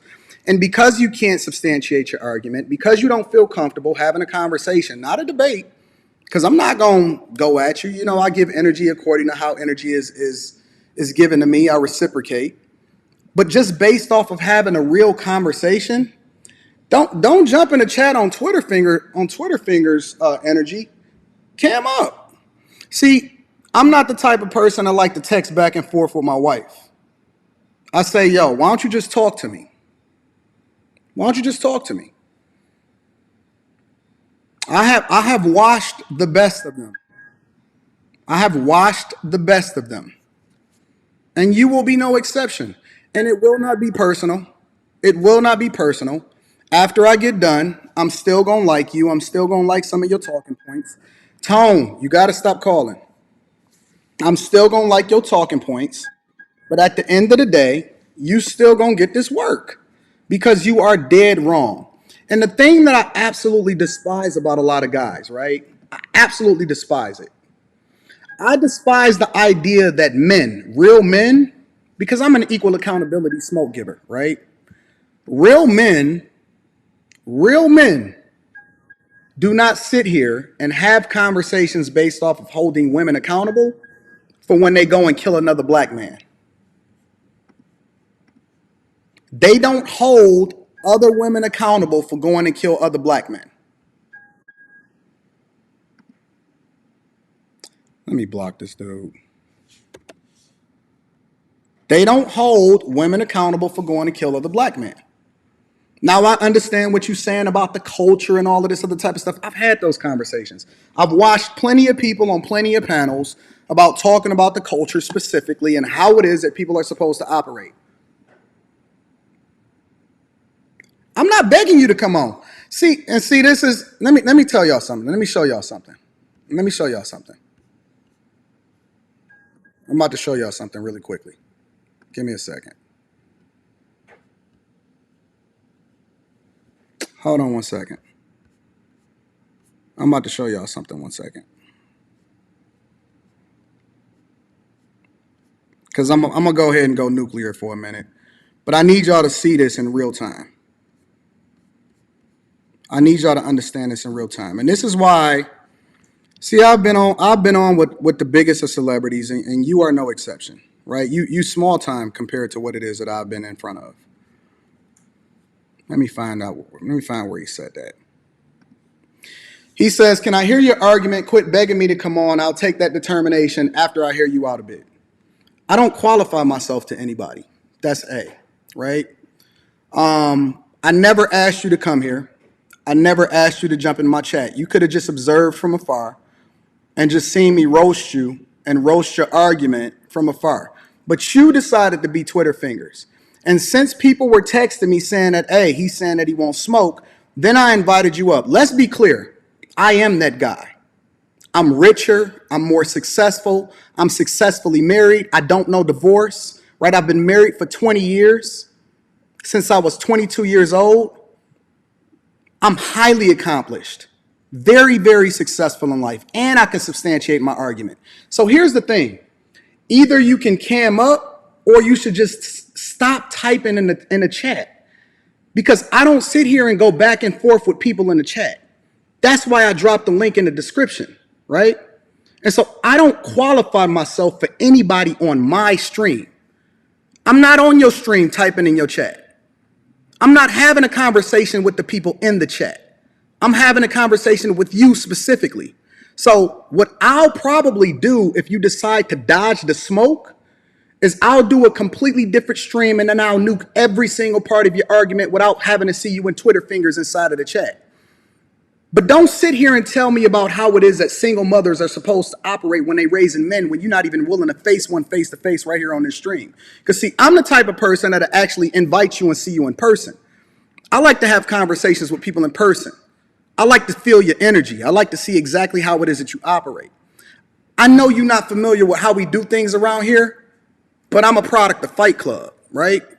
I substantiate my argument in every single situation. So whatever I say is based off of my real thoughts, but it's never going to be to qualify myself for a person like you, because I'm that dude. I'm the man. I'm bigger. I'm that guy, right? You should really want to get on my team. You should really align yourself with me, right? Never Twitter finger and then challenge somebody and then be unwilling to be able to cam up, bro. Because then you look like the fool. You the media person. You the person that's able to substantiate your argument more effectively than I am. You're the person that's supposed to be able to have this conversation easily and wipe me off the face of the earth. I'm not going to sit here and debate with a ghost. I don't even know if that's the real you. I don't even know if this is somebody that just has your account that manages your YouTube channel. I don't know anything about that. I have conversations with people face to face. So either you can choose to cam up or you can choose to stay in your little bubble, which was probably the smartest thing for you to do, because I swear to God, I'm going to make you look like a fool. It's going to be a bad do for you, bro. This ain't CNN over here. Ain't no rules. This ain't the comfort spaces that you used to be in on TV where they censor stuff and they can cut it in and out. This is Fight Club over here. We do things a little bit different. We have conversations with people in person, and if they decide that they don't want to do that, then we just bring them up on the screen. But we don't do Twitter fingers over here. I don't go back and forth, right? So again, either you want to cam up and really, because I see you searching your name in the algorithm because you want to see how people feel about you. That's feminine energy. That's that single mother raised feminine energy type of movement. You're not ready for this, bro. You're not even close to ready to having a conversation with me. So the best thing you should do is just calm down, put down the phone, enjoy the show, and then let me continue to do what it is that I do.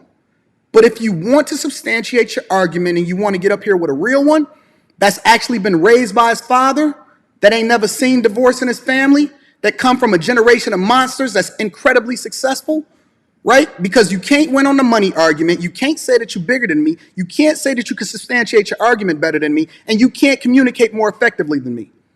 And so all of my background, I was bred for this. I was born for this. I'm a whole nother type of monster. I'm the dude that can't be controlled because I have no strings on me. I'm self-made, got my own money, got my own chick, got my own daughter. I am a reflection of the thing that I would want my daughter to marry. I am that dude. So I'm not speaking from a perspective of being scorned. Your whole position is flawed. You can't blame a supervisor of a grown man or grown men from killing another individual within the black community. I don't really care how your argument is substantiated against the culture because I don't even fuck with black culture. I think black culture is probably the worst things for us. It's the worst thing that's ever happened to black people. Rap music, how it is that we substantiate our feminism, the whole 9 yards. That ain't what I'm having a conversation about today. I'm having a conversation about personal responsibility, ownership. Own your words. A real man is willing to come back off of that position and realize how they fucked up instead of doing a whole live stream based off of prepared thought so that you can try to substantiate your argument and make yourself feel better about yourself, because you still dead fucking wrong. At the end of the day, you're wrong. You're wrong as two left shoes, and you conflated arguments in order to try to get your talking points off, and I actually think that you did it intentionally. I think that you fucked up. And two things can be true at the same time. There's nothing more important to the black community than taking ownership and personal responsibility of what happens in our community. The first opportunity that we first get in order to look in the mirror and hold ourselves accountable without it having nothing to do with nobody else, so that we can start looking internally and facing ourselves and having conversations with the people that actually matter, the people that's killing you, the people that's closest to you, the people that's in your vicinity. The first opportunity that we get, you go on fucking Tucker Carlson on Fox News and say some bullshit about the Ukraine war. Man, people don't give a fuck about no Ukraine war when they ain't even got no place to eat. Inflation is fucking up their whole lives. They got a recession going on. The only thing that they can think of is a payday loan. Right? Women have just been able to vote within the last 50, 60, 70 years, and you gonna blame it on women? What about the weak men that let them get a grip on their whole lives? What about y'all punk ass dudes that then supported feminism because you actually think that this is a thing that's aligned with black culture when that's not even a black woman issue? Black women was recruited into feminism. They wasn't even the ones that was a part of it in the first place. That ain't a black woman's fight. The way that you can then control and fight against it is to then be the person that is substantiating these arguments in your household, in your own household. Which is the reason why I am perfectly suited to wash you in this subject, because I know no boundaries. I know no issues. I know no errors. My wife is submissive. I operate based off of my purpose and humility. I don't let a woman control me. And so I'm the worst nightmare for a person like you, because you can't use these YouTube and conservative talking points based off of trying to get an audience or get some visibility on Twitter against a dude like me, because I'm a whole nother monster. If you ever in your life decide that you ever want to cam up with me, I promise you it's going to be the end of you. I'm not that dude.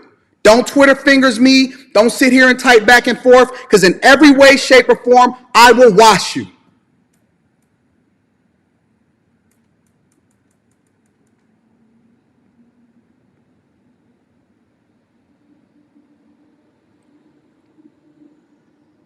How dare you?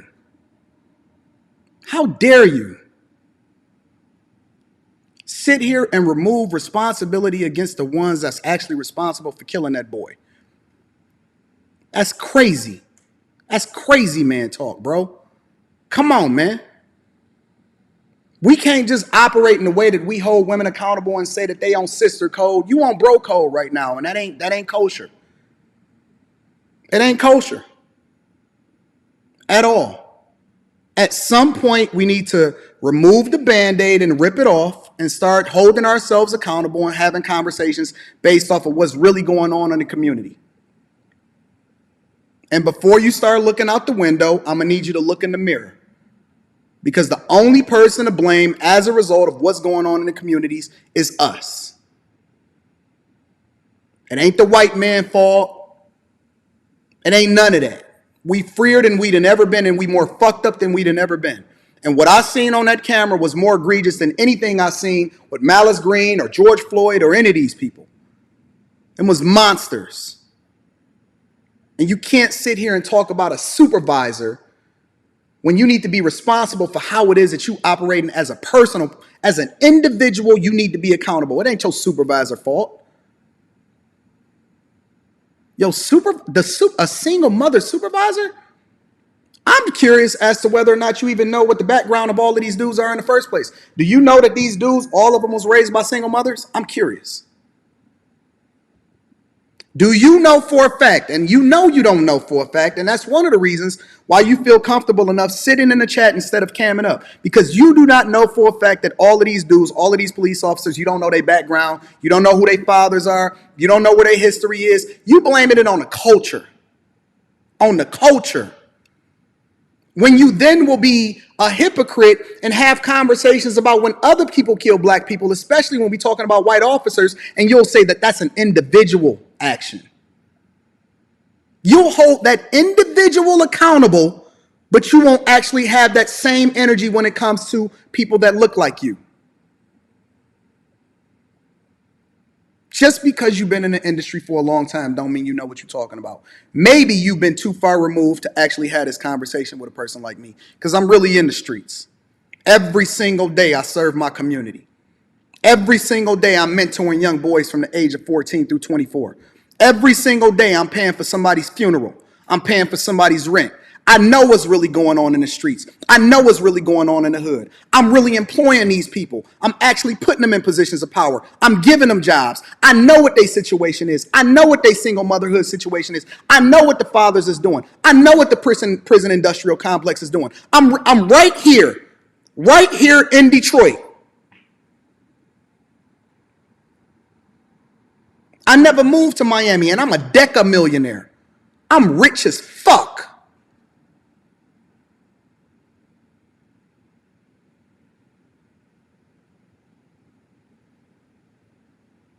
I never moved out of my city because I'm right here in the middle of it with my people. My office is right in the downtown district of Detroit, right in Midtown, literally across the street from the Health and Human Services building. Literally across the street from the Health and Human Services building. That's where my office is.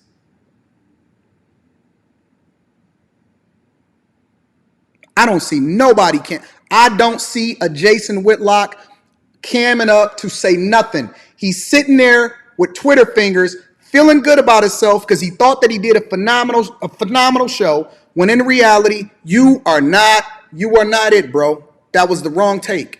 And I'm not even mad at you, because we all get it wrong sometimes. Sometimes we off. Sometimes we off. But the real measure of a man is doing the thing that you don't want to do when you don't want to do it. Shout out to my pastors. The measure of a man is doing what you don't want to do when you don't want to do it. And right now, you don't want to apologize because you're wrong. You don't want to come to the conclusion that you was wrong about it, and you're not man enough to actually stand in front of a person that's willing to hold you accountable.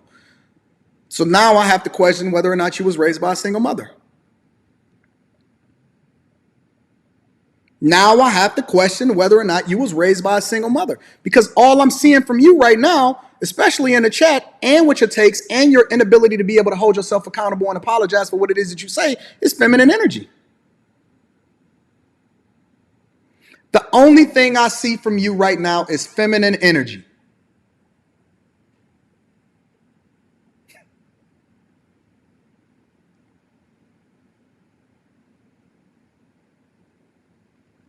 The very thing that you advocate against, allegedly, is the thing that I see happening from you right now, is feminine energy.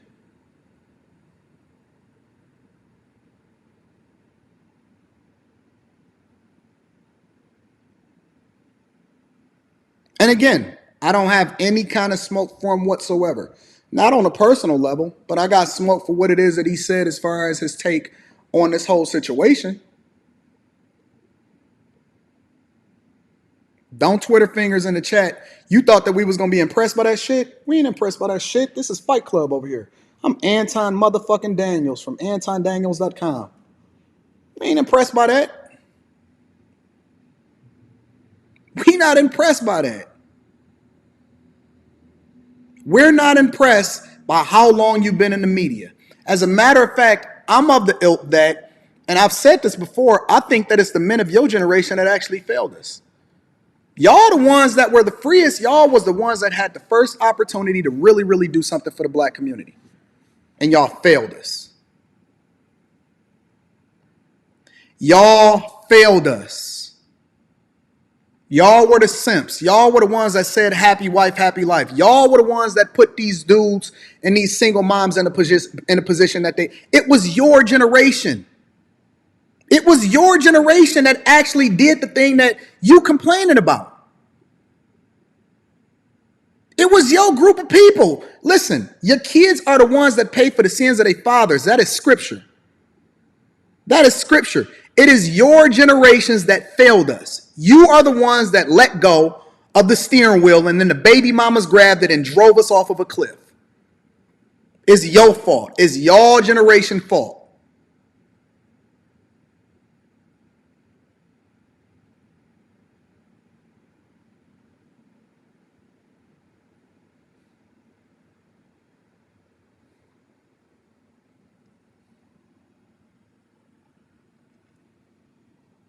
I'm going to let you breathe, though. I'm going to let you breathe.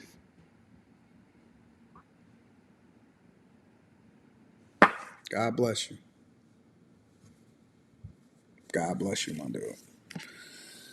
Anyways, moving on.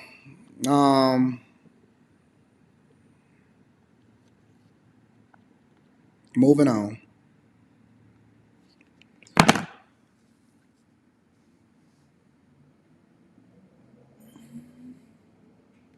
Let me read some of these super chats. I know I missed a lot of them, and I like to acknowledge the people because I know that y'all are the ones that support the platform. So I gotta acknowledge the people. I just had to, you know me. I gave him a couple little light taps. I will say that he's smart though. Smart as hell. Smart as hell. Jason, you are smart as hell.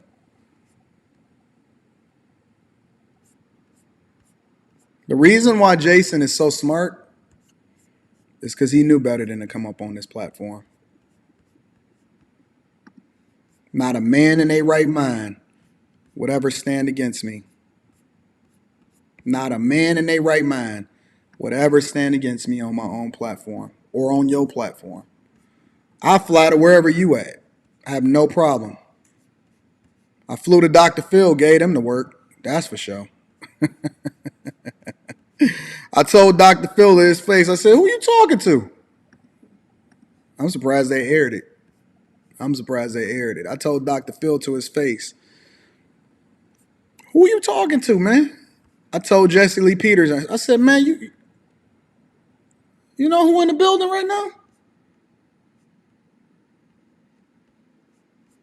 You know who in the building right now? That's what I told Jesse. Jesse said, Anton.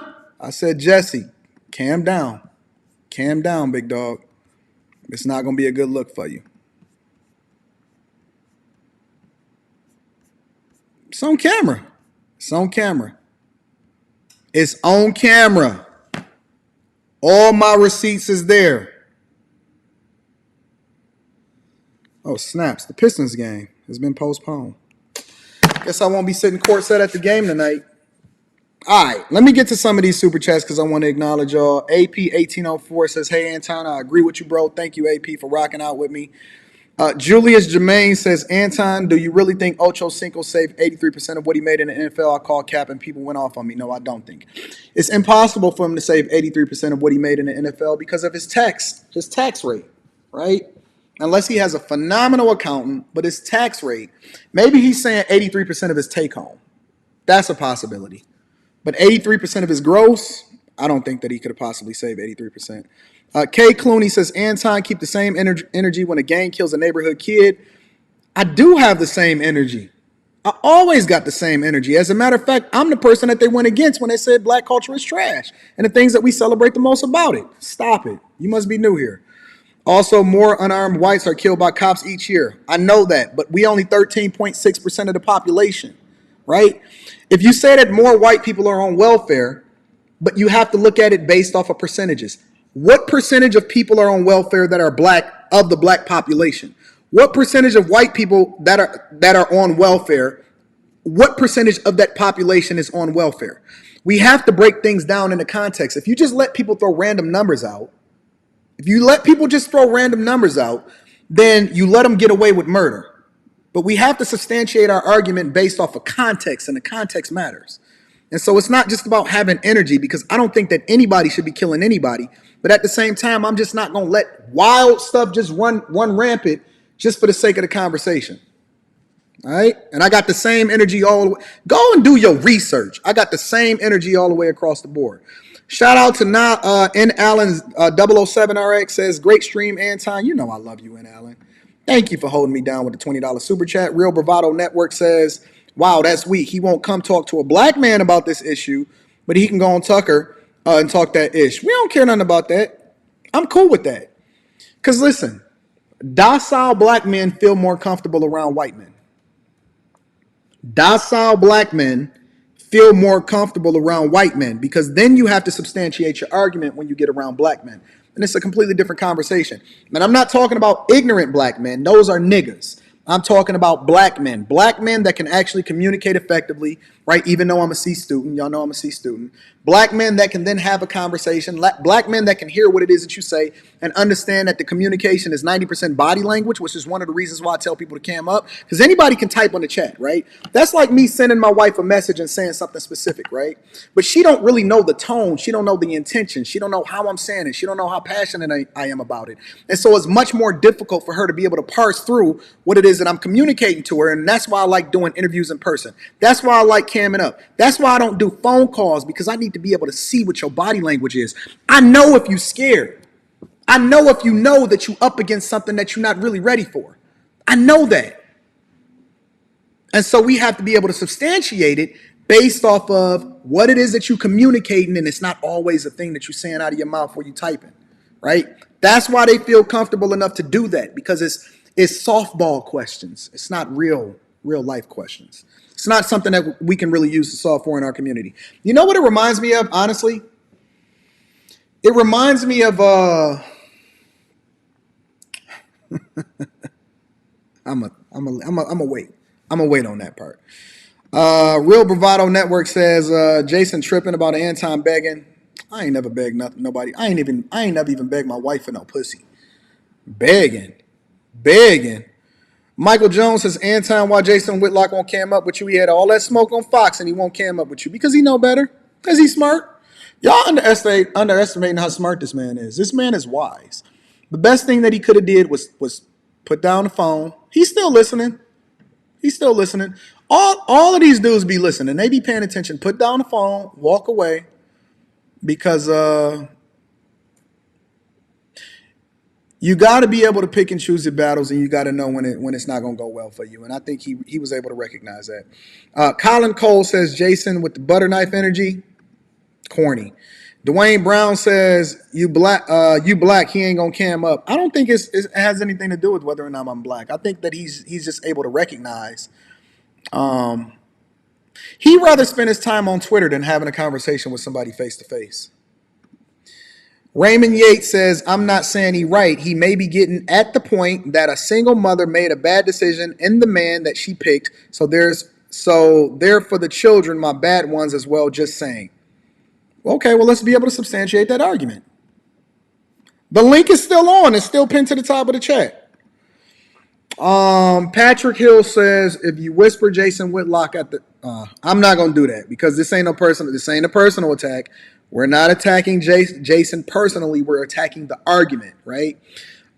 Being wise means that you're able to attack the argument, not necessarily the person as an individual. So we're not gonna have that type of energy. We ain't got that type of smoke. Shout out to N. Allen, also continuing to support the channel. Thank you, love. I appreciate you, baby. Real Bravado Network says, if I could afford it, I'd drop a stack regarding your roast of Whitlock. I didn't roast him. I didn't even roast him. Come on, man. Y'all have seen 10 times worse. Thank you, Real Bravado. Charles Martin says, negotiator says, nothing but facts, bro. I'm on it. My dog, Philip Sadiq, always been supporting the platform. You know I love you, Philip. Shout out to you.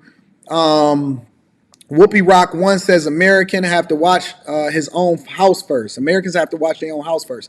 Now, I am a big supporter of the military. I think that the military is necessary, and it's one of the reasons why we have so much freedom and we have so many privileges to be able to move around the way that we have for such a long period of time. But that's an entirely different conversation. Shout out to Whoopi Rock. I appreciate you, love. Charles Martin, the negotiator, says, if that's really Jason in the chat, he's really on some coward-ish. Cam up and stop being soft. Don't hype jack-ish. We ain't worried about it. Homie Talk says, big bro, you were in rare form today. That's been every day, bro. And shout out to my baby, Miss Dalton, with the 50 ball, says she's not a single mother supervisor. She's married. So you telling me that these arguments are being substantiated, and I don't know this for sure. Are you telling me, Miss Dalton, that these arguments are being substantiated against a lie? that it had nothing to do, and the supervisor's name should have never been mentioned when it come to holding these guys accountable for what it is that they doing or that they did for Tyre? Is that what you're telling me, Ms. Dalton? She's already come forward and corrected him. Wow. You speak so eloquently. Your intelligence silenced him. He's somewhere sweating, looking, and lurking. Wow. Come on, man. Wow.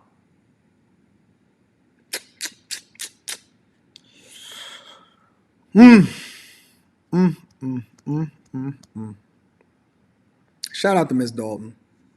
Shout out to Ms. Dalton. Listen, I love y'all. I appreciate y'all. You are absolutely awesome. Thank you for the support in the live stream.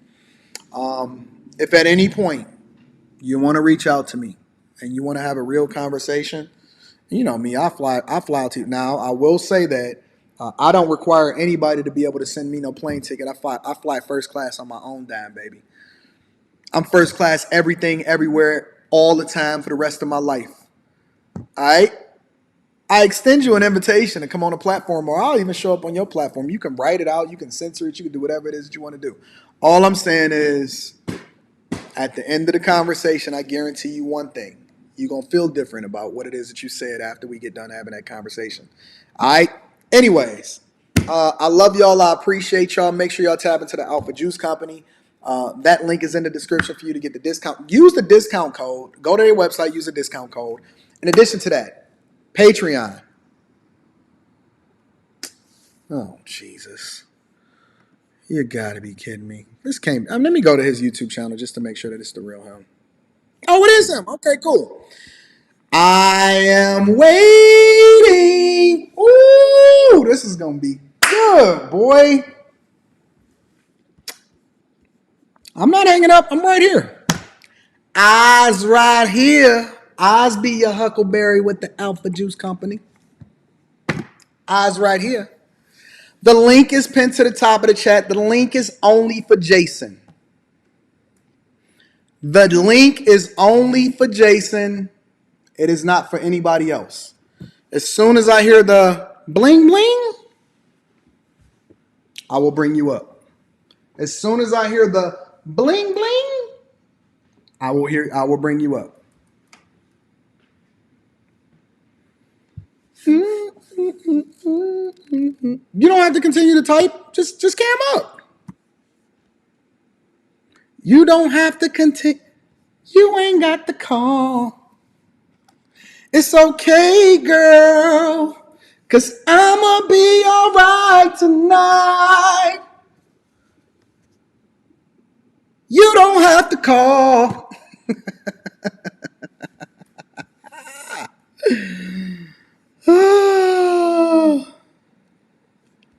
Well, we know it's the real him because I went and checked it just to make sure. I'm waiting. Time is money.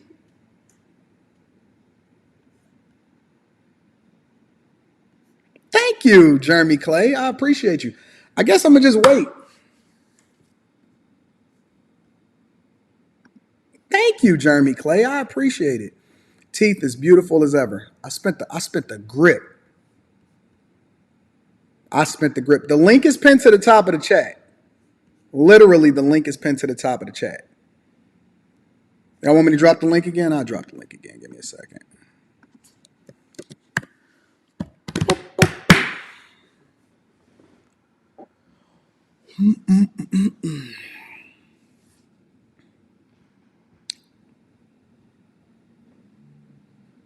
The link, I just dropped it in the chat. Here, I'll drop it again for y'all.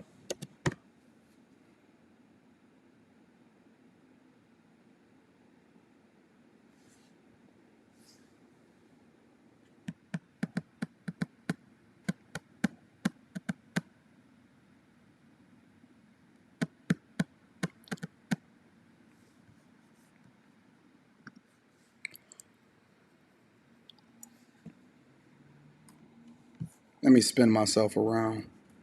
Give me a second.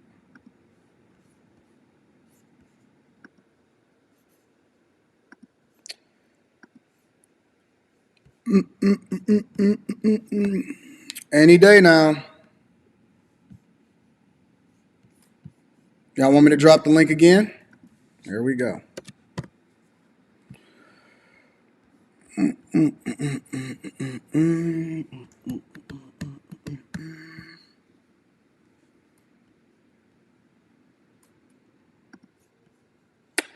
Any day now.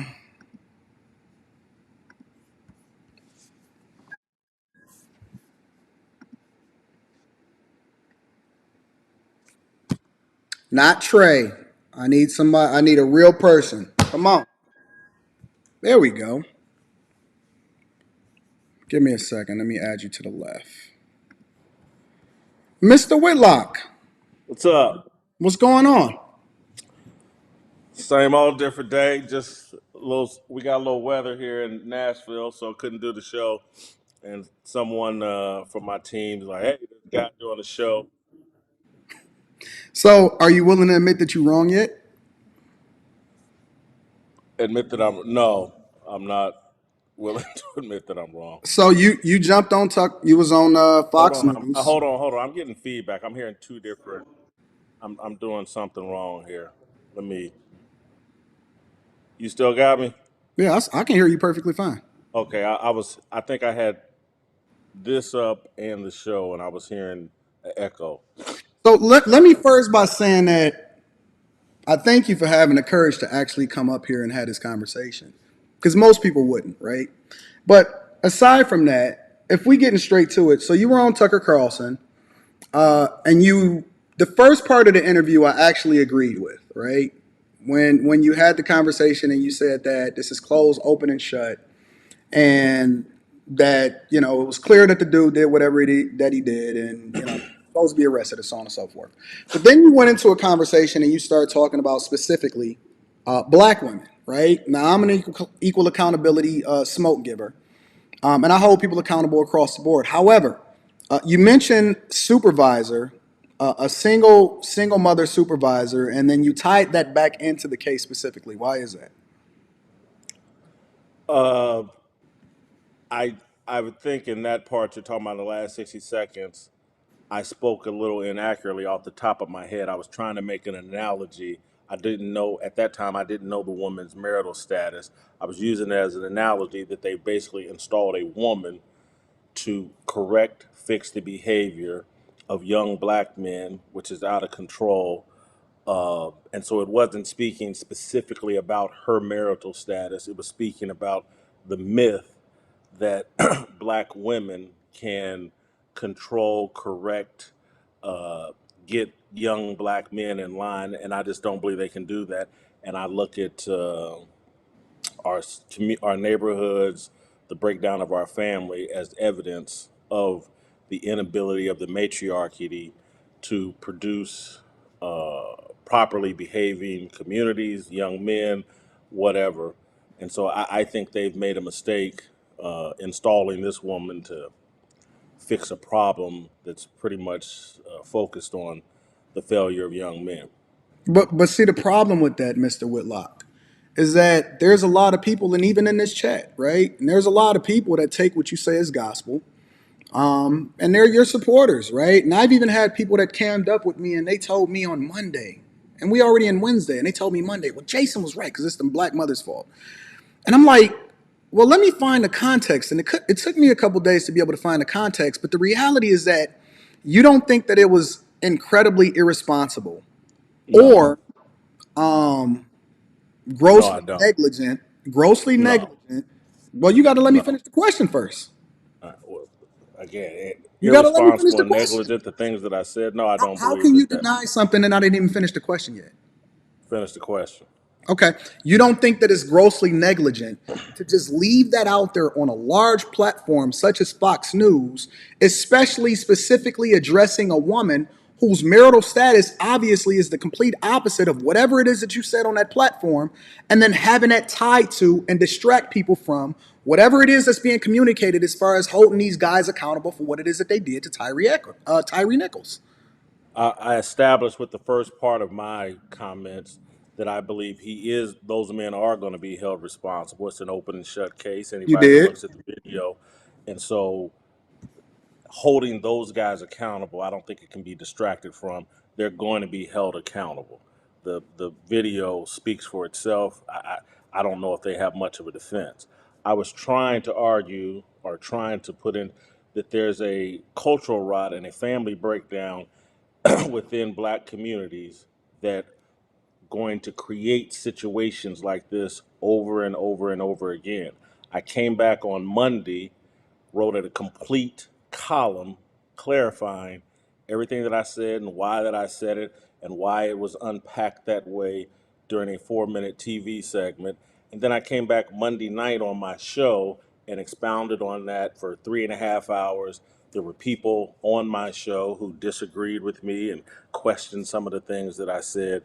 So any thought that I'm But did you reluctant to have apologize people though? disagree. No, because I don't have anything to apologize for. But you were wrong No, I spoke about a woman inaccurately in specifically. a way. No, it wasn't about a woman You specifically. did. You If you used her actually play the as the tape, as the poster child for there's no jumping one off. that listened to that interview that didn't understand that I was saying the breakdown of black family and our matriarchal culture are the problems That was the in the black context, Jason. community. You led No, off. that's what You I led argued. it. You led the argument by saying and using her specifically as the No. jump off point Don't you to have the then tape? substantiate Can't your you play argument, the what tape it is of that you what I wanted to get off actually about. said? So, okay, so let me ask you a question. You could play the tape of what I actually said. I just did. I I mean, literally could we just play it played it. right? Could we play it right Yeah, now so I'll play that it we right could? now. Yep. Yeah. Give me a Just second. move to the final 60 seconds. I got you. Give me a second. Everyone's behaving inappropriately and 32 years old. Everybody. It was a group coverage to this and weekend coverage of this, and they want to take us to a good place. I would examine the racial element of this because there is a racial element. And this is a story about young black men and their inability to treat each other in a humane way. Everybody involved in this on the street level was either 24 to 32 years old. Everybody. It was a group of young black men, 5-on-1. Looked like gang violence to me. It looked like what young black men do when they're supervised by a single black woman. And that's what they got going on in the Memphis Police Department. They've elected or put some black woman in charge of the police force. And we're getting the same kind of chaos and disunity and violence that we see in a lot of these cities that are run by single mothers. If we want to discuss the breakdown of family. So you led off by saying we getting a lot of this dysfunction basically that's happening in a lot of these communities that's basically being ran by single mothers, correct? Single black women, yes, that is what I said. And again, Okay, if you now how unpack is it again, there would wait a be a minute, let me ask you a period. question. Let me There would ask the be a question. period. Let me ask the question. So There would, how is there would, that relevant to this specific issue? it's relevant to all the No. issues This that one. this one would be under the umbrella of all. It's not When you because say she's not a single all, black mother. that's not my point. I'm It saying our is your communities point. are led by women and run by women, and that's why men are out of control and behaving so poorly. So you're That's telling why. me, hold on, let me substantiate this. Let me just run this back for you real quick. You're telling me that because they have women supervisors, the No, black men I that, said that our communities are in chaos because they're led by black women. but This is I an don't disagree example with that. of That's there's not a my problem problem. with young black men, and Memphis has come up with a solution. Hey, let's go get a black woman to go clean this up. My argument and my position then, although not spoken precisely, but right now, my position is women can't fix what's wrong within our community. But I guess my So we can question argue is, about me. I'm We not can argue about disagreeing with what you, I said Jason. imprecisely. I'm not disagreeing We with can that. argue about what I said imprecisely on the Tucker Carlson show, or we can deal with what I'm actually No, arguing. because the problem is that you conflated arguments, and it was so easy, especially to the people that's uninformed and just take it based off a surface level. And for I them to would be tell able. them to go read my column or come watch my show But you where know we that they spent not gonna. 3.5 You know that hours, they or not gonna go watch and read this the right column. now where I'm clarifying. Again, we could get bogged down in, like, Jason spoke imprecisely and said something about this woman and he wasn't crystal clear. I do a lot of interviews, including this one here. So you apologize to the woman? Everything I say is not going to be precise in a short interview. Now, here today on YouTube, where we have a lot of time, if Tucker Carlson or someone had said, "Hey, I think you've spoken imprecisely here. Could you unpack that a little further?" You don't have time for that on his show. That's why you go to other platforms, and that's why I like other platforms where there is no time limit, where you can unpack things in full, where you can have a real conversation, make a mistake, speak a little imprecisely, speak unclearly where people misinterpret your message. But I'm here now on your show explaining you what my real argument is and what Okay. I've Well, listen, explained. we gonna agree to disagree. Does that I have go another to question for you. discuss, hey, you said something We're gonna imprecisely on agree to Tucker disagree Carlson? because you've already said that you wasn't wrong, right? I don't think Yeah. that you were wrong in the entire conversation because there were parts of the conversation that I actually agreed with you. But to use somebody personally as the jump off point in order to substantiate your argument Is and she then going to survive? I'm Is she sorry? going to survive? And if she can't survive me speaking imprecisely on Fox Sports, she needs to get out of the arena. She ain't That's man enough to do it. disingenuous, bro. Listen, People we speak have so imprecisely so about me all the wait time. because you didn't speak in precisely.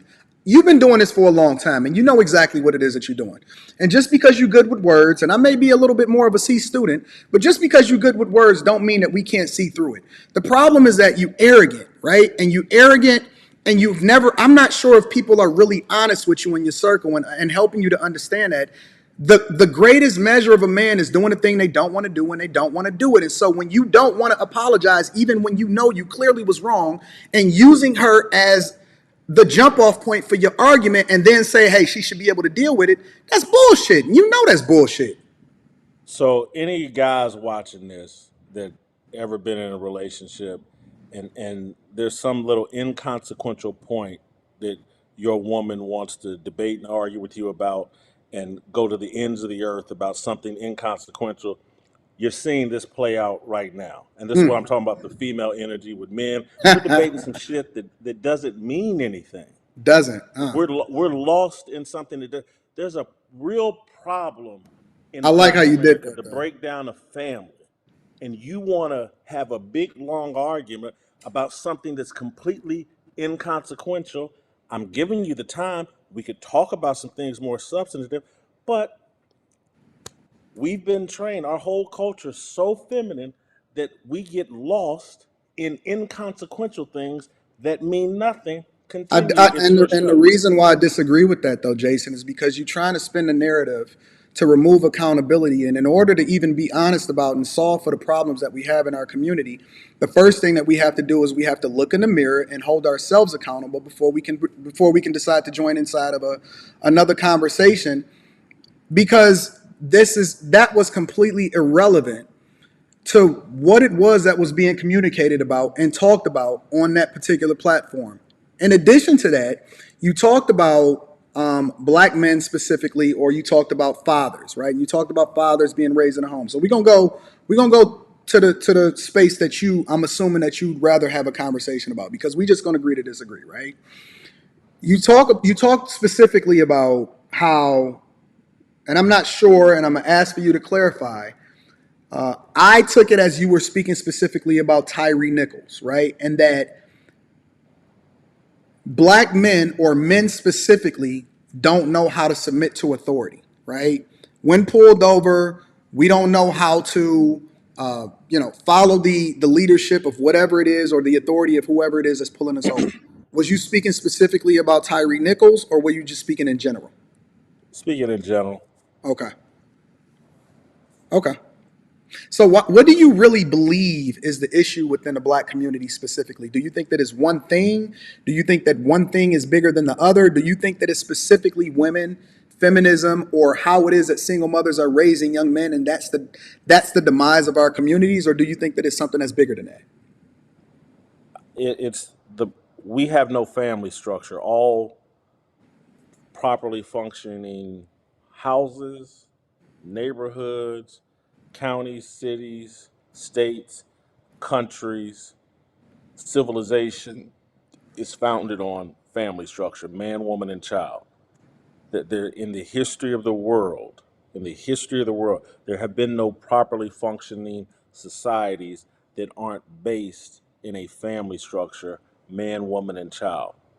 We black people have been talked out of the family structure. This has been going on for 60, 70 years. The whole Great Society movement, the government check, replacing the man, feminism movement, black women have bought into it. They want to be the leaders. I have a biblical worldview. Man is meant for leadership, and that's the role that he was called into and created for by God. Uh, and we're just out of order with God's natural order. And so anytime you're this out of order and you reject the family in the level that we have, talk about on my show, I'm guilty of this. Other, What do you mean by you guilty of in it? my own, I did not, I prioritized career success and a bunch of other BS early in my life more so than family because I was completely out of line and living in the world and had more of a, although I was a believer in God, my actions were more in line with the secular community.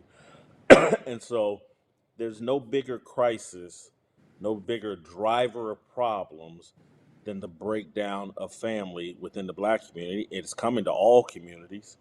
Uh, but it's most acute within us. That's our problem. It's not white supremacy. It's not police. Again, anytime your communities are saturated with single parent households, there's going to be no effective policing. There'll be attempts, but mama and daddy have to be the first police officers that children deal with. When that's not the case, when it's grandmama and auntie and cousin and this and that, you're just going to have chaos within those communities, and there's going to be bad outcomes. And Tyre Nichols, what I was arguing again on my show and in my he's just collateral damage to the breakdown within our communities and the breakdown of families. And we produce a lot of collateral damage in our communities On because his of the part, lack or of on the part family of the structure. officers, or both? Excuse me? On his part, the part of the officers, or both?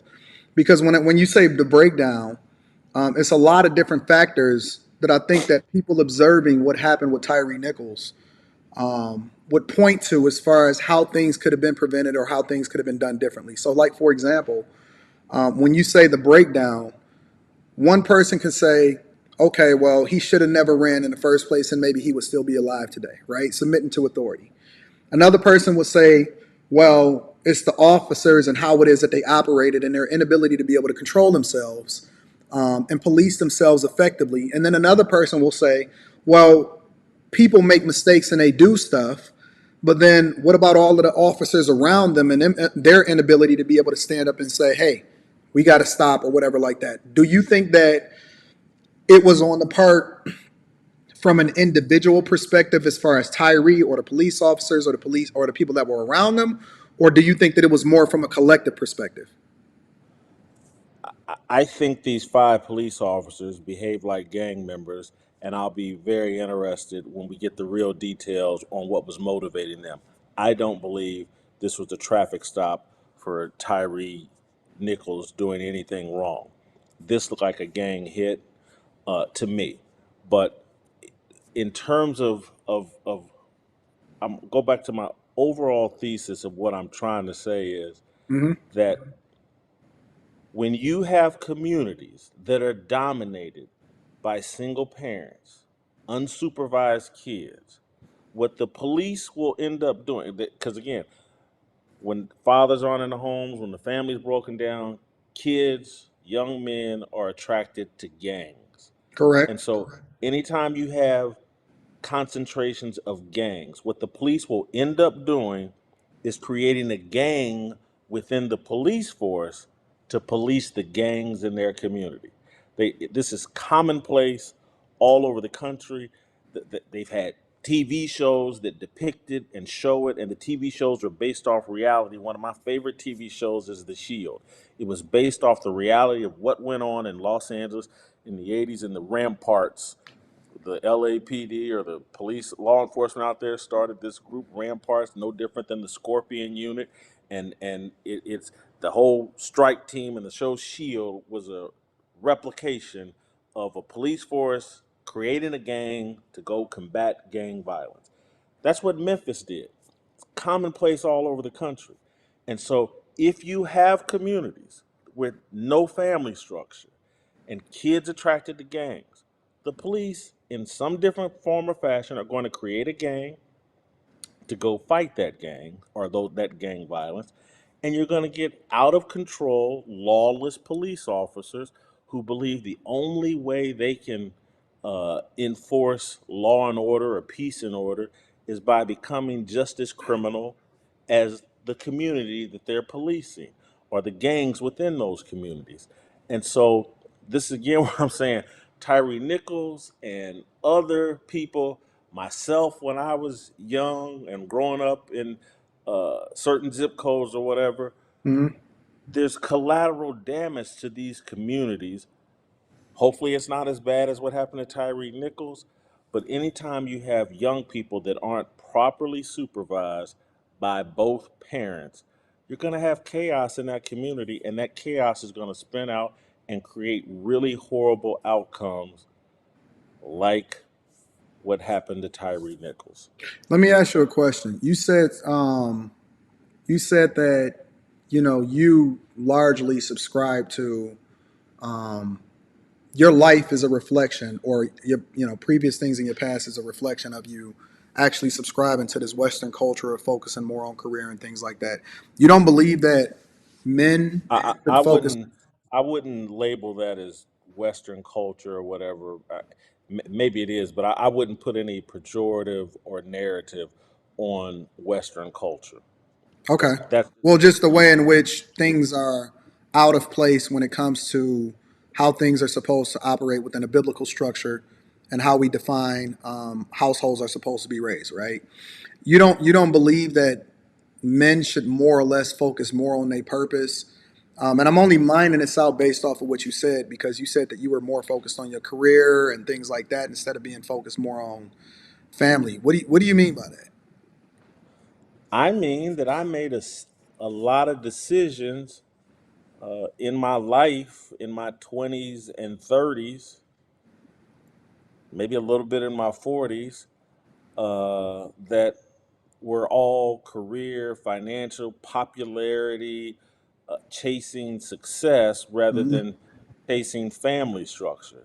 God wants men to create families and head those families and be a part of leading a home and leading a community. That wasn't a high priority for me. Hanging out in strip clubs and chasing younger women and doing stuff that, so-called wealthy people with popularity are supposed to do. That was my priority. It was a mistake, a big mistake. You don't And think that? See, I disagree with you to an extent. Obviously, I don't have all of the context behind what your life was like in your 20s, 30s, and 40s. But you say create families. Are you saying that as like against the idea of just going out and having a good time? Because when the way you're describing it, you saying that, I was on my purpose, I was focused on my career, I was focused on becoming successful, popularity, all of that other type of stuff. I know it's going to be a lot of I things that needed to go be with that. doing that in partnership with a wife and kids and leading a family. I was very Really? arrogant and very selfish in my approach. But I mean, as And long as you didn't have kids out of wedlock, and obviously I don't necessarily agree with the idea of fornicating, but that's not what you said. You telling me that you needed part to of, do and I that in talked about tandem this with on my raising a show. Part family? of part of this is I knocked up a friend of mine, and Well, she see, had an that's the additional abortion context. without my knowledge. That's part of been my repentance and regrets, and just living a immoral lifestyle Yeah. that I caused her pain and myself. We both did, but I'm the man. And so, I could walk you through a number of just really stupid things I did in retrospect. And I'm telling you, if for someone like me, that much of my career has been dedicated to trying to expose a level of truth, primarily to black people, that I think will liberate them and put them in a better mindset. And I left out, in my view, the biggest part of that, creating my own family, partnering with a woman, and doing it together with me as the leader. That wasn't as high a priority as it should have been if I really, really, really wanted to accomplish the mission that I feel like I've been called to do. When did you start coming back to when did you come to or have that awakening moment or that red pill moment, so to speak, to where you said, you know what, I'm on the wrong track, or this is a reality check for me, or whatever? Was it like one specific moment, or was it like a whole series of situations that then led you to this mindset that, you know what, I need to get things together, or I need to live more based off of these biblical principles? I was raised in the church and always a believer, but it really wasn't until 2013 when I went back to ESPN for a second time and was attacked, in my view, in a very unfair way, and I couldn't figure out like where it was coming from. And eventually, I figured it out. It was my values, because again, I was living a secular way, but there were things in my writing that exposed that were consistent with my biblical worldview and values that the left and liberals or whatever just weren't having. And so I was attacked and smeared in a way that made me figure out like, I got to get right with God, because God's the only defense I have. Mm. And so it was, after I got pushed out of ESPN in 2015, it was crystal clear to me that the only way I was going to survive was uh, to start wearing my biblical values and my Christian beliefs on my sleeve and start living a better lifestyle that was more consistent with, you know, what I believe and what I think God wants from me. And so, it was at that time. And again, I had written about my faith and all that stuff previously throughout my career, Hmm. but I had also written in great detail about my secular lifestyle. And, I'd even taken on a nickname given myself a nickname and taken on, everybody called me Big Sexy. And I've told people that, like, it's insanity that I'm basically celebrating my gluttony and my lust. And I'm having everybody call me by something that celebrates gluttony and lust. This is completely out of line with God. And so uh, it's you know, and so I pivoted in 2015, and you know that's the explanation. Do you feel? Do you have any regrets I just talked about several of them. outside of? Okay, listen, I'm not talking about your own personal transgressions or your own past, right?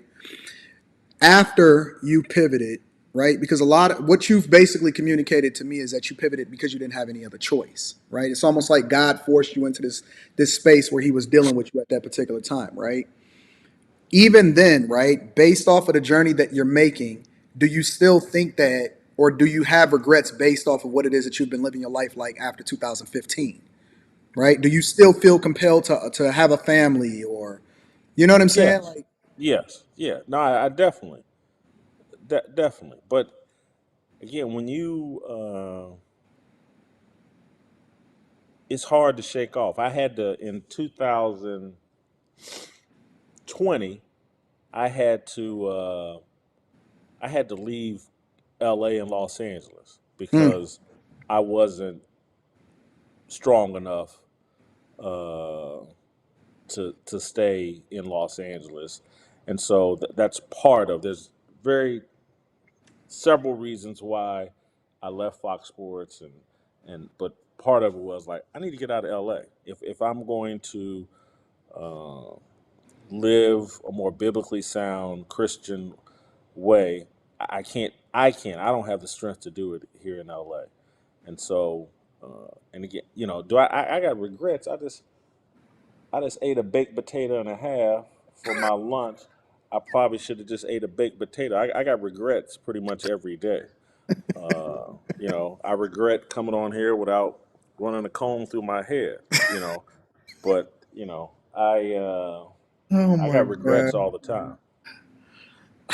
Do you think that now, we said 2015, almost 8 years later, that you strong enough to actually to be able to exist in these environments that you had to get away from in order to be able to start living this lifestyle that you live in? Uh, But let me well, add a little bit more context, right? So, for example, because I know you do your own thing or whatever, and you got your own broadcast and everything like that. Would you ever even go and work for some of these organizations that may have pushed you out? If they were to ever come calling again, would you even consider it? Would you consider moving back to LA? Would you consider being in those environments? And do you think that you're strong enough? And the reason that I'm asking you specifically is because I think that you are a reflection of a segment of the population of men that face, a lot of the temptations and the things on a daily basis that come along with success. Do you think that you're strong enough to be able to exist in those environments again? yeah, I feel like I would. I don't think I would ever live in LA again. And that's uh, that explanation is a bit more personal that I'll go into on here. But yeah, I can work anywhere because again, I'm pretty. Even when I was out there bad, I'm pretty unshakable on the things that I believe in. I've dealt with a lot of public criticism and throughout my entire career, no matter where I've worked at. Hmm. There are values that were instilled in me at the church I grew up in that they're not going anywhere, and they're just not. And so I think anybody that knows me or has worked with me in the past knows, I'm going to say what I think. I'm going to do what I think is right. I'm going to be a good employee. I'm going to show up on time. I'm not going to cause any problems. I'm not going. You going to catch me sexually harassing nobody. Right. Uh, but you know, yeah, can I exist? Yeah, I existed. I had a great 5 or 6 year run at Fox Sports before I left in 2020. There's no one at Fox Sports or anywhere that can complain about anything I did while I was there. Uh, and you know, I my personal life or the woman I was dating out in L.A. or whatever, I just needed to move. That was What about best. because you said it's not necessarily Western culture, but I got to push back a little bit against that simply because we exist in an environment where family court laws, for example, is set up as basically a profitable entity that then benefits at the chaos that comes along with breaking up That's families. not Western culture, I think, though. Been the Family court Western laws? culture. Yeah, Western culture is being perverted right now. We're Western culture is the experiment of trying installing Christian values in your system of operation. And that's all been under attack and under really strong attack the last 60, 70 years. And so the way they've set up family court system to completely favor the woman and Correct. totally emasculate and punish the man, that's not Western values. That's the matriarchy. That's a You don't world think that that we the how things evolve then become a part of the culture? yeah, they're reshaping the culture. But again, this is not what was intended, when it started. But yeah, they are totally, and that again, my whole show and point of view for the last decade basically has been like, you know, they're reshaping the culture in a way that undermines male leadership, undermines God's natural order, eliminates Christian values, I and agree, 100%. right. So Well, the reason I asked that question is because if the purpose of a man, according to what it is that you described, right, is family, what we see happening in culture in a general sense is the exact opposite of that, right? And so, how can a man exist within this culture and be able to really be in his purpose when in reality everything is lined up against a man, which it doesn't give a man any incentive to do so, and more importantly, he then looked to protect himself because it's hard to ignore what happened to the people that came before you. It's hard to ignore a guy that's getting killed on child support. When I read these, or I look at these videos and guys that then get put on child support as a result of a woman putting his name on a birth certificate for a kid that's not even his, that's hard for me to be able to tell a guy, hey, your purpose is family, when in reality, it's set up for him to fail. I don't think we have any disagreement there. The only thing we probably have disagreement on is that this matriarchal push, this objection to traditional Christian values, is as it relates to us as black people. Right. The leaders of that group are black women. They've taken the I deal. agree. They want to disavow Western culture, Christian values, patriarchal leadership. They've taken the deal that LBJ put on the table and every Democrat has put on the table ever since. And then we as black people allow them to say, anybody that objects to, like, hey man, this doesn't work for the black man. This doesn't work for men in general. This doesn't work if you have Christian values. Anybody that stands up and says that, they say, well, that dude is anti black. He's either a white racist or he's a black sellout. He's a coon. He's an Uncle Tom. Agreed. It's white supremacy. And so they've taken racial idolatry. Idolatry is at the root of all sin. I agree. Idolatry is anything you place above God. And so they've taken racial idolatry, Hmm. which again, there's many, I had a sexual idolatry that will Yeah, I take mean, it's you all. basically placing anything before God, to love anything Yeah. before God. And Yeah. so I have a food idolatry, and so, but racial idolatry is the force that they're using to rope all of us black people into, hey, this system sucks. We've been oppressed. We're victims. We can't make it in America. Blah blah. They're using racial idolatry to destroy us,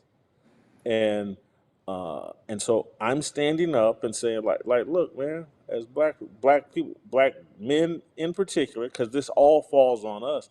If we're not cowards, we would stand up and fight back, and we would stand up and tell our women, no, we're not going for this. This is crazy. It's laid out in the Bible what roles are supposed to be played, who's supposed to be the leader, and I'm not going for this. And so, whether it be my mama, who I love to death, my sister, who I love to death, my grandmama, who's passed, that I love to death, I tell them all, you're not calling the shots. I am, or my Hmm. brother is. And that's just the way it's going to be. And I get that many men, because of the way this culture's moved, it's very tough to have that conversation with your wife or your baby mama because she's got Hmm. some leverage over you. They built some leverage into the system that makes it really, really hard. And so it's much easier for me, and that's why I take these bullets because it's much easier for me because I'm not married. And so who cares if everybody takes a dump on me and calls me the worst person in the planet? It's harder for those of you that are married or have kids with a woman because she's got so much leverage over you. Her and that court system and the media can annihilate you at the drop of the hat. I get it. But I'm just telling you this.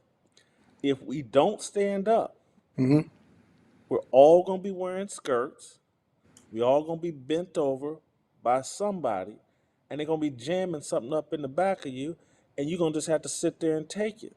Mm. I'm not going to do that. Mm. And so, they're going to continue to build a world where you have to answer to women. Good luck with it. You're not going to be happy. And you're going to be completely emasculated, and you will be painting your fingernails, wearing high heels, and kept as a plaything for some woman or some man or some little Hollywood power broker.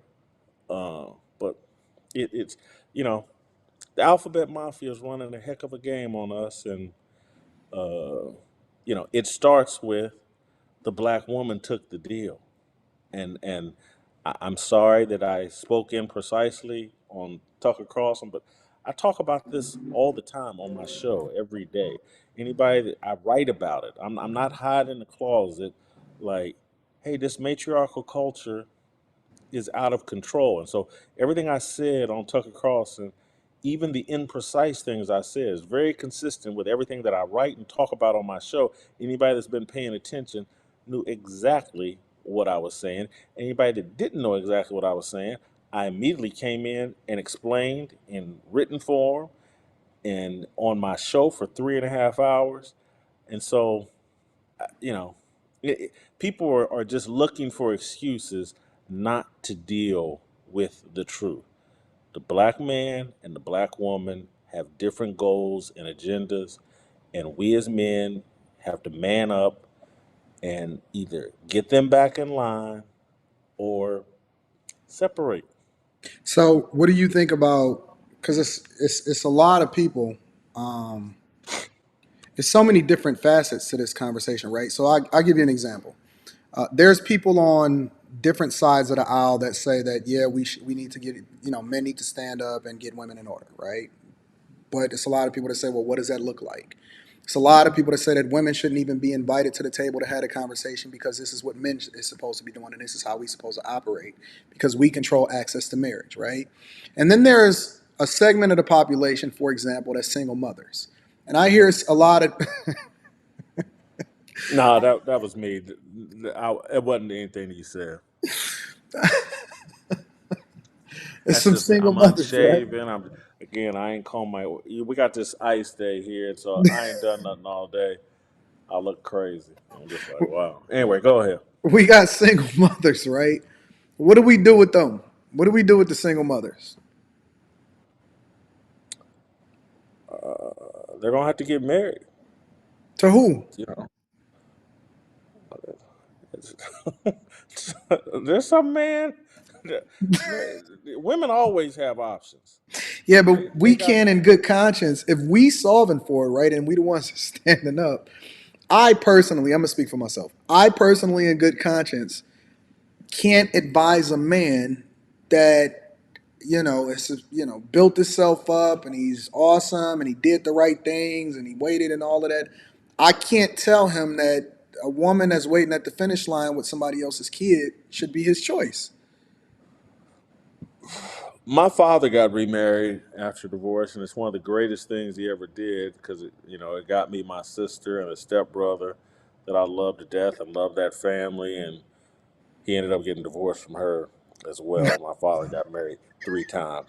But look, man, women are always in the game, because they have an area that just men desire, and there's unique things that they can offer a man, and I'm not even just talking about sex. That they're always in the game, and they can repent and change I their don't behavior. believe that. That's where we see. No Listen, different I than was me. rocking with you No on different than almost me. every single thing that you said today. Because I think that we probably align more than we differ on the majority of the things how we see society in a general sense. But that's where we got to divide right there. That's what I think that Listen, as a man, in a general sense, for most men, as they age, they become more desirable, especially with the idea that women are largely looking for protection and provision in order to find, in order to substantiate whether or not this is the man that they want to marry. Men that are on their purpose, and this is one of the reasons why I asked you that question in the first place. Men that are on their purpose and they become more successful, they have more options than ever. More options than ever. So then at that point, it's like, well, why would I tell this guy that has been on top of things and taking care of business? Why would I ever tell this guy to go and marry a single mother? It's all situational. I'll just say for me, I feel like it would be hard, but a woman with one kid, That's a lot. That's a lot. a woman with one kid, I That think I goes could against deal with scripture. that. That goes against Excuse me. scripture. That goes against scripture. I have to, and look, I'm right there with you, but we got to deal with the reality and the chaos that we helped create. This chaos and this baby mama culture, we helped create. So there's some sacrifices we have to be willing to make this right. And so you're not going, if you're really down for the cause and you really want to leave this world in a better place for the next generation, you're gonna have to make some sacrifices. No, no, that's where we disagree. That's where we disagree. I don't believe that a man's purpose is family. I don't believe it. I believe that a man's purpose is a man's purpose, whatever that is. And I don't look at women as a partner. I Man, look at you sound like the leftist. It's no, whatever I you don't. feel. If I No, feel, oh, I feel like okay. a How do I woman sound today. like the Let me put a leftist? skirt on. How do I? Because a man's purpose isn't family. It's just not whatever that man feels. Well, I didn't say it's We whatever he feels. I said it's whatever his purpose is. Right. His purpose is to become the best version of himself and lead his earth in a better space had he not been here. Now that can manifest itself in a lot of different ways. It don't mean that he got to go out there and fornicate and all of this other type of stuff. But I don't look at a woman as a partner. I look at a woman as a helpmeet. I believe that there's no a doubt, hierarchy, no doubt, no doubt. right? And And so I mean, we agree with that. I've never believed that a man should ever focus 100% of his energy on a woman, but he should focus No doubt. 100% of his energy on becoming great because she's the recipient of his greatness. And when she falls under his covering, ultimately, a family then becomes, the asset as a Part of result of that, it. part of that purpose should be procreation, and God didn't intend for us just to procreate indiscriminately and leave our kids basically to fend for themselves. And so I just think most men want to plant their seed and cultivate their seed and raise up their seed. And again, that's where I never envisioned that I would get to age 55 and not have a son that was an athlete or a doctor or something. I just can't. It's the biggest mistake I ever made. And Think so so? I just feel like most men feel that way. They want to plant their seed and throw arrows out into the world, and your kids are arrows you shoot into the world to make the world a better place. And you should be doing that with a wife, a helpmeet, a partner in the development of those young people. And I do think that's basically part of it. And again, now Paul didn't never got married, but I do think that's part of most men's purpose. I feel like it's much success as if I had in the media. If I was married and had kids, I'd have had even more success. Yeah. I mean, that's a strong argument. At the same time, I certainly would have gotten to bed a lot earlier in my life. But it's okay. Like I'll substantiate it like this. There's a lot of people that have kids and they got married. I'm not asking you to speak to anybody specifically, but I'm going to name names because there are some very, very visible examples in the media that I think is also influencing how it is that we see society and culture going forward, and they're influencing how it is that we look at how we're supposed to raise a family, and it goes against everything that we talk about biblically. Dwayne Wade, for example, right? He got married, and he's operating completely out of the purpose of how He's he's not the supposed to be leader in operating. that. He doesn't appear to be the leader in that relationship.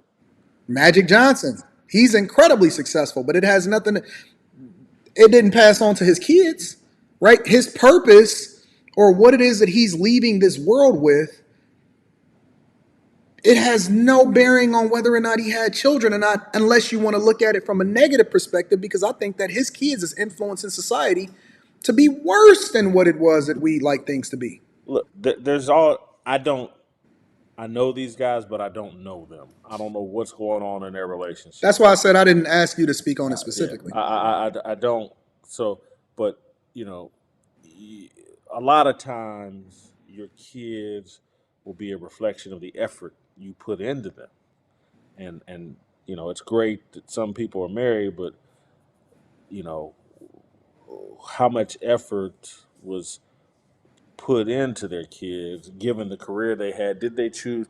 Did them and their partner, their wife, did they align on values going in to the marriage, on how things were going to operate and how things were going to, kids were going to be developed?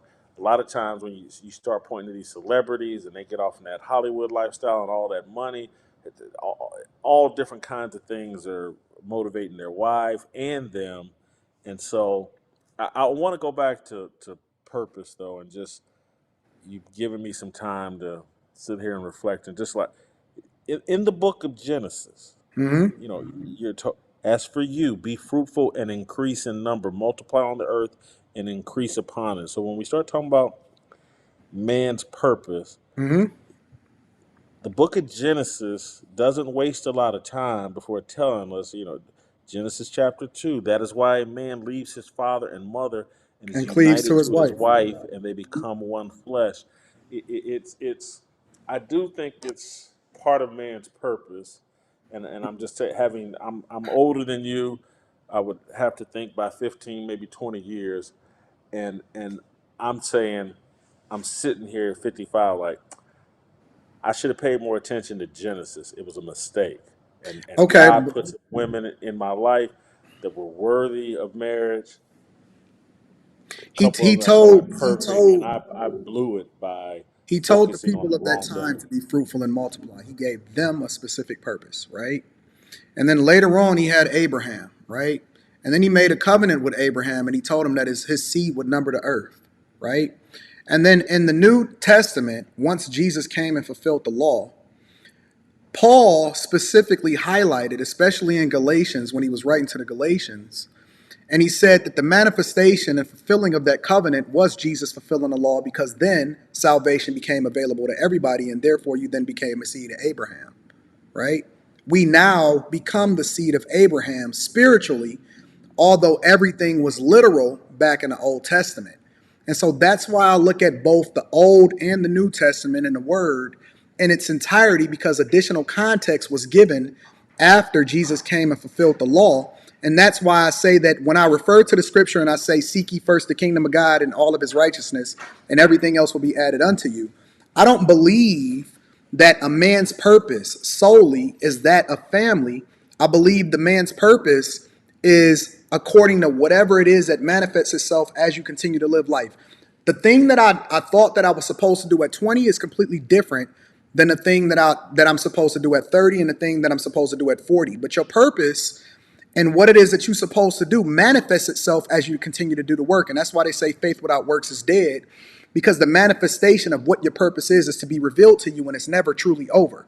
And so what a man is supposed to do and how it is that he's supposed to grow, and this is just how it is that I interpret things, what a man is supposed to do and how he's supposed to grow is defined by the work that he puts in, and it's not entirely defined by women or family or children or anything like that.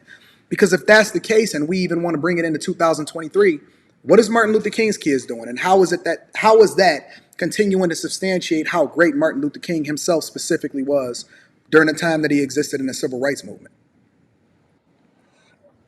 I hear what you're saying. The only thing I want you to look at is our lack of commitment to family, and look at these communities and neighborhoods, and why we're so off course is because we've abandoned family. You can't have a properly functioning home, neighborhood, community, county, city, state without a strong foundation of families. And I I'm agree. talking about man and woman.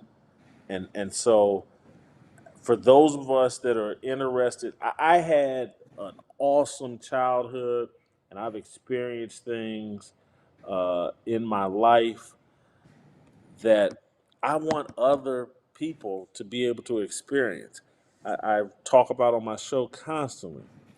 In 1984, me and my father were living in a 400 square foot, one bedroom apartment in the hood.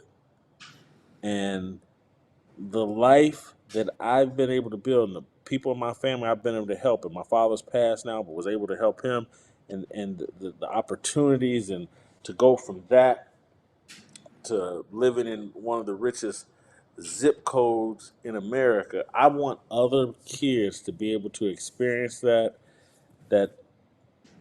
economic mobility, that ability to help their family, and not through professional sports, not just through hard work and determined, acquiring an education, working hard in a career, and they're not. We're leaving them a completely different world than the one that I grew up in, and it bothers me. And so the only solution is a return to biblical values and family structure. God gave us the family as the foundation for our belief in serving Him and living out His will. This is what I believe. I hear what you're saying.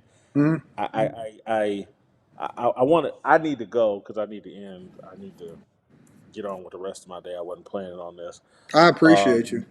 And so, but I do want to end on this, and not in a way, because there's no mistake you or anybody could ever make that I haven't made and may make tomorrow or later today. But to hear, as wise as you are, and as your understanding of Scripture, and that clearly Scripture plays a role in your worldview. Tony Dungy reached out to me 2 or 3 years ago, and asked me, like, "Hey Jay, clean up your language. You know, people hear you better." And the person I'm talking to now seems so removed from the person an hour ago that was cursing and you know talking about I'm rich, I'm this, I'm that, and all the cursing and all that other stuff. Dude, I know that I posted some things in the chat, but there was no attack. I think I said the woman was illogical, that was talking. I wasn't attacking anybody. I was just having some fun. I like anybody that knows me knows I'm accessible to everybody. I answer emails. I respond to people criticize and say all kinds of crazy things to me over Twitter. I always respond. I like engaging with real people. Anybody that knows me knows I pretty much hate celebrities. And so I couldn't I'm sitting there like, what is this dude? Why is he angry? What's he cussing about? What You're too smart to present yourself that way, regardless of what anybody puts in the chat. Uh, and so I've enjoyed the conversation. Uh, you know, any other YouTuber out there, whatever, maybe I'll show up in your chat as well. It won't be to embarrass you, because I just don't have a interest in that. And so that, and again, I told you I'm older than you, and it's clear that I'm older than you. And Mhm. so MF used to be my favorite word to use. It was my favorite word. It came out of my mouth just like other people may say the word and or but or anything. MF was my favorite word. I had to clean up my language so that people had a better impression of me and actually heard what I said. I'm I have nothing negative to say, and I don't want it to come off like I'm trying to chastise a grown man. I'm not. I'm just saying No, you are I'm smart. receptive to every single thing that you're saying. Listen, Smart one of the guy. things that Make sure people I've see that. publicly admitted is that I need to clean up the way that I communicate, and so I'm receptive to that. Listen, I shouldn't have said some of the things that I said. I get passionate when I get on here and I kick it, and so I am going to make a more concerted effort to clean up how it is that I communicate, so that I can be more effective in my message. And I appreciate you, and I Don't appreciate you worry. for that wisdom, and I acknowledge everything that you said. You are absolutely positively correct about that. I gotta go. Thank you. Thank you, my friend. Yep. So there you guys have it. Conversations that initially was more of a firestorm that turned to be pretty productive, and hopefully you guys learned something from it. Shout out to Jason Whitlock for actually pulling up on the platform. A lot of people won't do so, but you certainly did, and I have to give you a lot of respect and give you props for that. I give props where props is due. And I hold people accountable where I need to hold people accountable. I think that he gave me some really great points. I agreed with the overall majority of what he said. Some things I disagreed with, but more importantly, we had a conversation that I think was productive, fruitful, and he stood on his word and he stood on his talking points. What more can you ask for? Listen, let me read some of these super chats so that I can acknowledge some of the things that y'all are saying before we get up out of here, because y'all know that I absolutely love my people. And no matter what it is that you contribute to the platform, we absolutely are going to hold you down. First and foremost, let me acknowledge IVR7 says, Time Dog got an Ann Arbor, Michigan legend. Jason Whitlock on the show. Salute to you both. Salute to you. IVR7 is in the building. I appreciate you for contributing to the platform. Also, MDZ 1986 said, I agree with him. He did make some good points. Uncle Luke 1980 says, Black people need to get out of their feelings. Whitlock is not wrong about the issue within our community. I don't think that he's wrong about the issue within the community. The biggest disagreement that I had was a miscommunication. Let's say that. A miscommunication about the Memphis Police Department. Uncle Luke 1980 says, thank you, Whitlock, for bringing out the uncomfortable topic that many in our community don't want to acknowledge. Thank you, Uncle Luke, for the fireball. I appreciate you. Also, Shamar Lawrence says, thank you both, Anton and Jason Whitlock. I needed the additional knowledge you two gave me today. Thank you, Shamar, for hitting me with the 20 ball. I appreciate you. Also, Gravity Z says, get the likes up. Absolutely. Spaces. My dog says, people who are wrong often change the subject. Mick Thickens said, grace is powerful. Thank you both. Believe accountability is the core of great issues specific to Black men and women in our community. I appreciate you for holding me down. Mick Thickens. I can't say that first part now. If you're not married, marry your baby mama then. That's what Spaces says. Alex Tyson says, great interview time. You should put this on the Patreon. Should I remove this and put it on the Patreon only? I don't know. We'll see. Thank you for the 20 ball, Alex Tyson. I appreciate you. We also got, I'm going to get to the bigger ones in a second. Let me make sure I get everybody. Richard Redding says, I'm all about bringing it to the table, and that is what happened. We need more of this. Thank you, Richard, for holding me down. I appreciate you also. Let me make sure I get all of them. Says, you need him on the Patreon, J. Ben? We'll see. We'll see. We'll see. We'll play that out. Also, JC says, didn't the Lord make you one with your wife in body and spirit? You are his. And what does he want? Godly children from your union. So guard your heart. Remain loyal to the wife of your youth. Malachi 2 and 15. Thank you, JC, for the 20 ball. I appreciate you for holding me down. Also, John Doe said, this conversation was dope. Two men of God having a progressive conversation about the community, and how to fix it. Thank you for the fireball. Let me acknowledge the big dogs. Well, I got one more. Kyle Patterson says a red rose, or he sent me a red rose. Thank you, Kyle. I appreciate it. Let me get to some of the big dogs. Mika G says she's sending a 50 ball. She says she got a 50 ball for the people. Said, much respect all today. I agree with Mr. Whitlock among many viewpoints. Yet I disagree due to the fact that we must consider that we have households with mother, father, and child that is a humanitarian, authoritative, moral circumstance in all people. Thank you, Mika. I appreciate you for holding me down. You are beautiful.